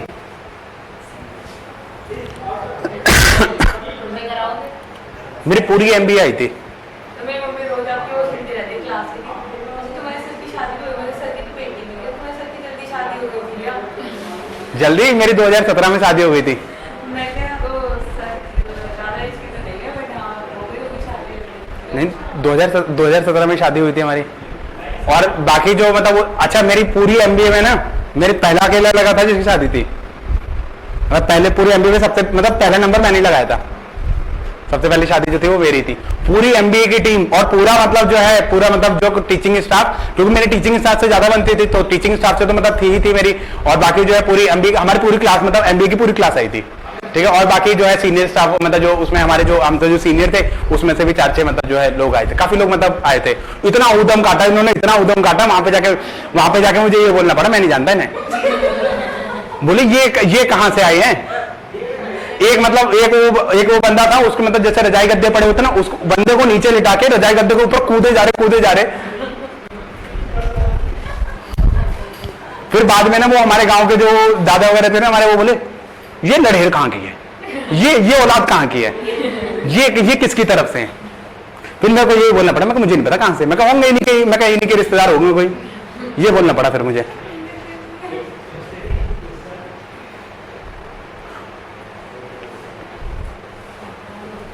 ठीक है। उसके बाद देखो आपको जो है एक हाईली टैलेंटेड एम्प्लॉय को हायर करना, ये सारा जो काम है वो आपका इसका ही होता है। चलिए उसके बाद इसके ऑब्जेक्टिव क्या होते हैं? ये ऑब्जेक्टिव आपका जो है सारे इसी में आ जाएंगे कि भाई आपके जो शॉर्टेज नहीं होनी चाहिए, आपके जो एक्सेस भी नहीं होना चाहिए। इसके अलावा मतलब जो है आपको ये इंश्योर करना कि भाई जितने रिक्वायर्ड पर्सन हैं वो आपके पास हमेशा पूरे होने चाहिए। टेक्नोलॉजी जैसे चीजें, अच्छा टेक्नोलॉजी से हमारी ह्यूमन रिसोर्स पर कोई फर्क पड़ेगा? टेक्नोलॉजी हमारे लोगों की जिंदगियां खा रही है। जितने हम लोग एडवांस होते जा रहे हैं ना उतने ही हमारे जॉब जो है सारी वो खत्म होती जा रही है। मशीनरी सारा काम कर लेती है। अब आज के टाइम में स्किल्स की ज्यादा रिक्वायरमेंट है। मैं तुम्हें एक चीज बताऊं कि वही वाली बात है कि खाली ग्रेजुएशन पीजी खाली किताबें से कुछ नहीं होगा। मैं तुम्हें फैक्ट बताऊं, किताबें कोई नहीं मांगता, कोई नहीं पूछता, खाली ये डिग्री रह गई है, खाली नाम की डिग्री रह गई है। इसके अलावा तुम पे काम आना चाहिए। अगर काम आता है, कैपेबिलिटी है आपके अंदर, तभी आप जो है आगे सक्सेसफुल हो पाओगे। अदरवाइज किसी इन डिग्रियों की कोई रिक्वायरमेंट नहीं है। कोई नहीं पूछता तुमने कहां से करा है, आपको काम कितना आता है, ये चीज पूछी जाती है। चलिए एक बार ये प्रोसेस लिख लीजिए। सबसे पहले क्या करोगे, आप ऑब्जेक्टिव डिसाइड करोगे कि भाई ऑब्जेक्टिव क्या है ह्यूमन रिसोर्स प्लानिंग का। हाँ जी, एचआरएम के प्रोसेस की बात करें, वो एचआरएम ये ह्यूमन रिसोर्स प्लानिंग का प्रोसेस है, वो एचआरएम का प्रोसेस था।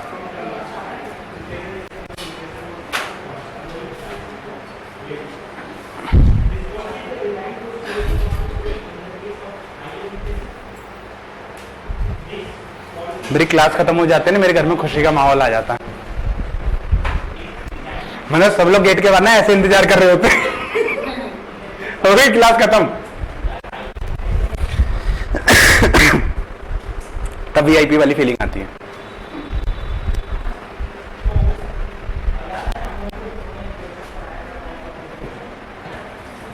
और सबसे गंदा सीन मेरा शादी में हुआ था। मेरी बारात पता कितने बजे पहुंची थी? 1 बजे रात को।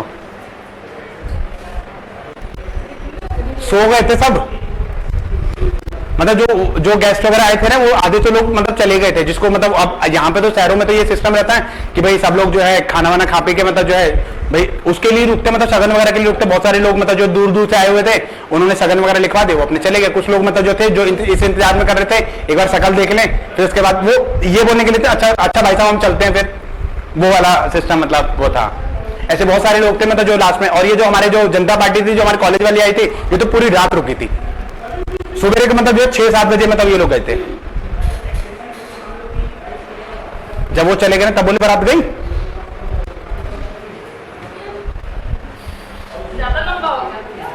लंबा नहीं हो गया था, मतलब उसमें ये सिस्टम था कि मतलब हम लोग, एक तो हमारी बारात गांव से आई थी, ठीक है, गांव से मतलब आनी तो यहीं गाजियाबाद में थी, लेकिन हम लोगों ने शादी गांव से करी थी। क्योंकि यहाँ पे हमारे कम लोग रहते, गांव में हमारे लोग ज्यादा रहते, तो मतलब सबका मानना ये था कि भाई सब जो है पहली शादी मतलब तुम्हारी है। मतलब सिस्टर की शादी हुई थी काफी टाइम पहले, उसके बाद दूसरा नंबर मतलब हमारा ही था। तो उसमें ये था कि भाई जो है शादी जो है गाँव से कर लो, भाई सब लोग आ जाते हैं, सब लोग शामिल हो जाते हैं, गाँव में एक अलग ही चहल पहल होती है। तो मैं कहा ठीक है भैया कर लो। फिर वहां से हमारी बारात आई थी। बारात तो हम लोग 5:30-6 बजे आ गई थी यहाँ पे लाल कुआं पे। फिर उसके बाद उस दिन ना वो था मतलब एक कावड़ यात्रा वाला मतलब वो चल रहा था, और उस टाइम पे इतना जाम मतलब लगता था पैदल अगर जाता ना तो जल्दी पहुंच जाता। बहुत जाम था। मतलब मेरी वाइफ मैसेज करके पूछती है कि कितनी देर में आ रहे हो। मैं कहा हम तो लाल को आ गए, मैं आधा घंटा लगेगा, ठीक है। और वो कहते हैं यार मैं तो अभी पार्लर में जा रही हूँ, ठीक है। तो मैं क्या तो कहती है कि क्या नाम है जो है, चलो ठीक है। फिर उसके बाद वहां से फिर देखा मतलब इतना जाम, इतना, वो तो हम रॉन्ग साइड पे थे। फिर 1-2-3 बंदे ना ऐसे लगे थे, हटो हटो भाई साहब दूल्हा बैठा है इसमें, हटो हटो भाई साहब गाड़ी हटाओ गाड़ी हटाओ। इसको निकल जाने दो। तो एक बंदा बैठा, अबे दूल्हा बैठा था क्या, चढ़ा के ले जाएगा इसके ऊपर से।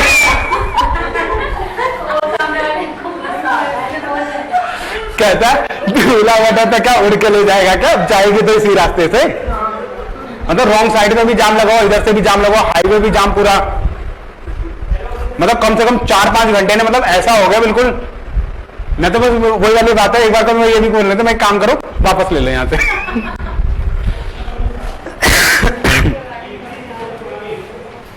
गजब ही सीन मतलब वो था। मैं पहुंच गया। फिर उसके बाद हमारे पीछे एक गाड़ी आ रही थी, उस गाड़ी में कैमरामैन बैठा था। अब वो हमारे मतलब किसी जान पहचान के बंदे ने, रिश्तेदार ने क्या कहा ना, वो कैमरामैन को उतार के ना उसको बोल दिया बस आ रही है, बस में बैठ जा। कैमरामैन को उतार के बस में बैठा दिया। अब मैं पहुंच गया पहले। अब छोटी गाड़ी तो हमारी निकल गई थी भाई, हम जो स्विफ्ट डिजायर थी वो तो हमारी निकल गई। अब बस इतनी जल्दी कहां से निकल जाए, हम तो पहले भी वैसे भी रॉन्ग साइड में थे। अब बस हमसे बहुत पीछे, हम बस कम से कम थी हमारी 3-4 किलोमीटर पीछे। हम तो फिर भी आगे निकल गए, तो रॉन्ग साइड में थे हम लोग, फिर भी आगे निकल गए। और अब वो कैमरामैन पीछे रह गया। अब वो सारे उसको ढूंढे, इस गाड़ी में था, उस गाड़ी में था, यहां रह गया, वहां रह गया। फिर एक बंदा भेजा बाइक लेके कि उसको कैमरामैन वाले को बुला के लेकर आओ। फिर वो आया, तब उसने जो है दोबारा से सेटअप वगैरह करा, फिर वो बाजे वाले उठाए, उठो उठो बारात आ गए, सो गए थे सो गए थे नहीं, वो तो वही वाली बात है, वो इसीलिए रुक गए थे क्योंकि उनके पैसे नहीं दिए थे हमने, चले जाते वो। मतलब उनका सिस्टम ये था कि जैसे मतलब उसमें ना 2 तरीके की वो होती है, मतलब 2 तरीके की बुकिंग होती है, एक होती है 6 से 8:30 बजे तक की, और एक होती है 8:30 से मतलब 10 बजे तक की, ऐसा करके इनका टाइम पीरियड होता है। मतलब एक दिन में 2 शिफ्ट करते हैं ये, तो 8:30 बजे तक इनकी खत्म हो जाती है, फिर ये कुछ बारात ऐसी होती है 8:30 बजे से चढ़नी स्टार्ट होती है, तो ये ऐसा सिस्टम था। तो हमने ना इस वाली बुकिंग में वो करा था। अब वही वाली बात है कि अब तो हम पहुंचे ही 1 बजे थे, तो इनकी शिफ्ट का टाइम क्या, मतलब उसमें एक और चढ़ा देते इतने में ये। अब ये आके ये तो खर्राटे मार के सो रहे थे, फिर एक बोला उसमें वही बारात आ गई, फिर तो मतलब वही वाली बात है, बोला भाई साहब हमारे पैसे दे दो, हम तो जा रहे हैं। पापा बोले पैसे दे दो 35-40 हजार रुपए के हमने मतलब वो करे थे, उसमें 10,000 रुपए दिए थे उनको, और बाकी 30,000 रुपए तो उनके रह रहे थे। तो बोला भाई ऐसा है देखो बेइज्जती हो जाएगी हमारी बहुत। बोला अंकल जी आप लेट आए, उसमें हमारी क्या गलती है। तो पापा बोले भाई एक काम कर, घुड़चढ़ी तो करवा, ठीक है चल ज्यादा नहीं कम से कम इनको तो बता दो कि गुड़बग्गी आई है, ठीक है। फिर वही वाली बात है, फिर तो तब चलो जल्दी, नाचने वाला कोई था नहीं, सब लोग सो गए थे। वही देखो अब 40,000 नहीं गए, वो हमारे जो अपने थे वो तो थे ही नहीं, क्योंकि वो तो पीछे अटके हुए थे भाई। कुछ ही लोग 2-3 गाड़ियां तो आ गई थी बस, मतलब जो है हमारी गाड़ी आ गई थी, हमारे पीछे 2 गाड़ियां और थी वो आ गई थी, बस इतने ही लोग थे, 10-15 लोग मतलब जो है वही लोग थे। अब उसमें से भी कुछ लोग कहीं लग गए, कुछ लोग कहीं लग गए, अब वही मतलब जो है उसमें से हमसे ज्यादा तो बैंड वाले दिख रहे थे फिर जल्दी करके फिर के मतलब चलो ले चलो। फिर उसके बाद फिर तो मतलब ऐसा हुआ था, अच्छा ये हो गया, चलो यहाँ चलो, अच्छा ये हो गया, चलो यहाँ बैठो जल्दी से। फिर क्योंकि और भी कई सारे काम होते हैं ना, फिर तो मतलब वही होता है जल्दी मतलब फिर हमारे आशीर्वाद में कम से कम 1-1.5 घंटा उन्होंने लगा दिया। वो भी जल्दी वाला सिस्टम था, एक साथ में 2-3 बंदे जो है मतलब उसमें वो हुए थे। देखो सबसे पहले आप क्या करोगे कि भाई आपके जो ह्यूमन रिसोर्स, जब आप प्लानिंग करते हो ना, तो प्लानिंग में आप क्या करोगे, सबसे पहले आप ये देखो ऑब्जेक्टिव क्या है। ऑब्जेक्टिव के बाद आपका जो है ये चीजें कि जो ह्यूमन इन्वेंट्री कितनी है, इन्वेंट्री मतलब अभी आपके पास स्टॉक कितना है, कितनी आपकी डिमांड है, डिमांड के बाद आप क्या करोगे, गैप कितना आ रहा है। जैसे मान लो 50 लोग हैं अभी आपको और 150 लोगों की रिक्वायरमेंट है, 100 लोग अभी चाहिए, तो गैप कितना है 100 पीपल्स का। उसके हिसाब से प्लान बनाइए, प्लान बनाने के बाद आप जो है उनको जो है जितना भी आपने प्लान को आप एग्जीक्यूट कीजिए, डेवलप कीजिए, उसके बाद अपना रिक्रूटमेंट सिलेक्शन वगैरह ये सारा काम करोगे आप, ठीक है। कौन कौन से फैक्टर इन्फ्लुएंस करते हैं आपको ह्यूमन रिसोर्स प्लानिंग को, कुछ हमारे एक्सटर्नल फैक्टर होते हैं, कुछ हमारे इंटरनल। क्या ये बंद होगी, चलो कोई बात नहीं। देखो कुछ हमारे इंटरनल फैक्टर होते हैं जो कंपनी के अंदर के होते हैं, कुछ हमारे एक्सटर्नल फैक्टर होते हैं जो कंपनी के बाहर के होते हैं। बाहर के मतलब जैसे हमारा बिजनेस एनवायरनमेंट कैसे चल रहा है, इकोनॉमी कैसे चल रही है हमारे, और हमारा एक्सटर्नल एनवायरनमेंट क्या चल रहा है, कंपनी की पॉलिसी क्या है, तो ये सारी चीजें आपकी, जिसमें पर्सनल एनवायरनमेंट हमारा जितना भी है ना वो सारा आपका इसमें आ जाएगा। इंटरनल वाले में क्या है, इंटरनल वाले में कंपनी की जो है टाइम हॉरिजन कितना है, कितने टाइम के लिए चाहिए, क्वालिटी क्या चाहिए, कंपनी की पॉलिसीज क्या है, स्ट्रेटजी क्या है, और आपकी एचआर की पॉलिसीज क्या है, ये सारी चीजें इसमें आ जाएंगी आपकी, ठीक है। उसके बाद नेक्स्ट क्लास के लिए टॉपिक लिख लो जरा, recruitment and selection. Next class में आपका जो है रिक्रूटमेंट और सिलेक्शन हो जाएगा।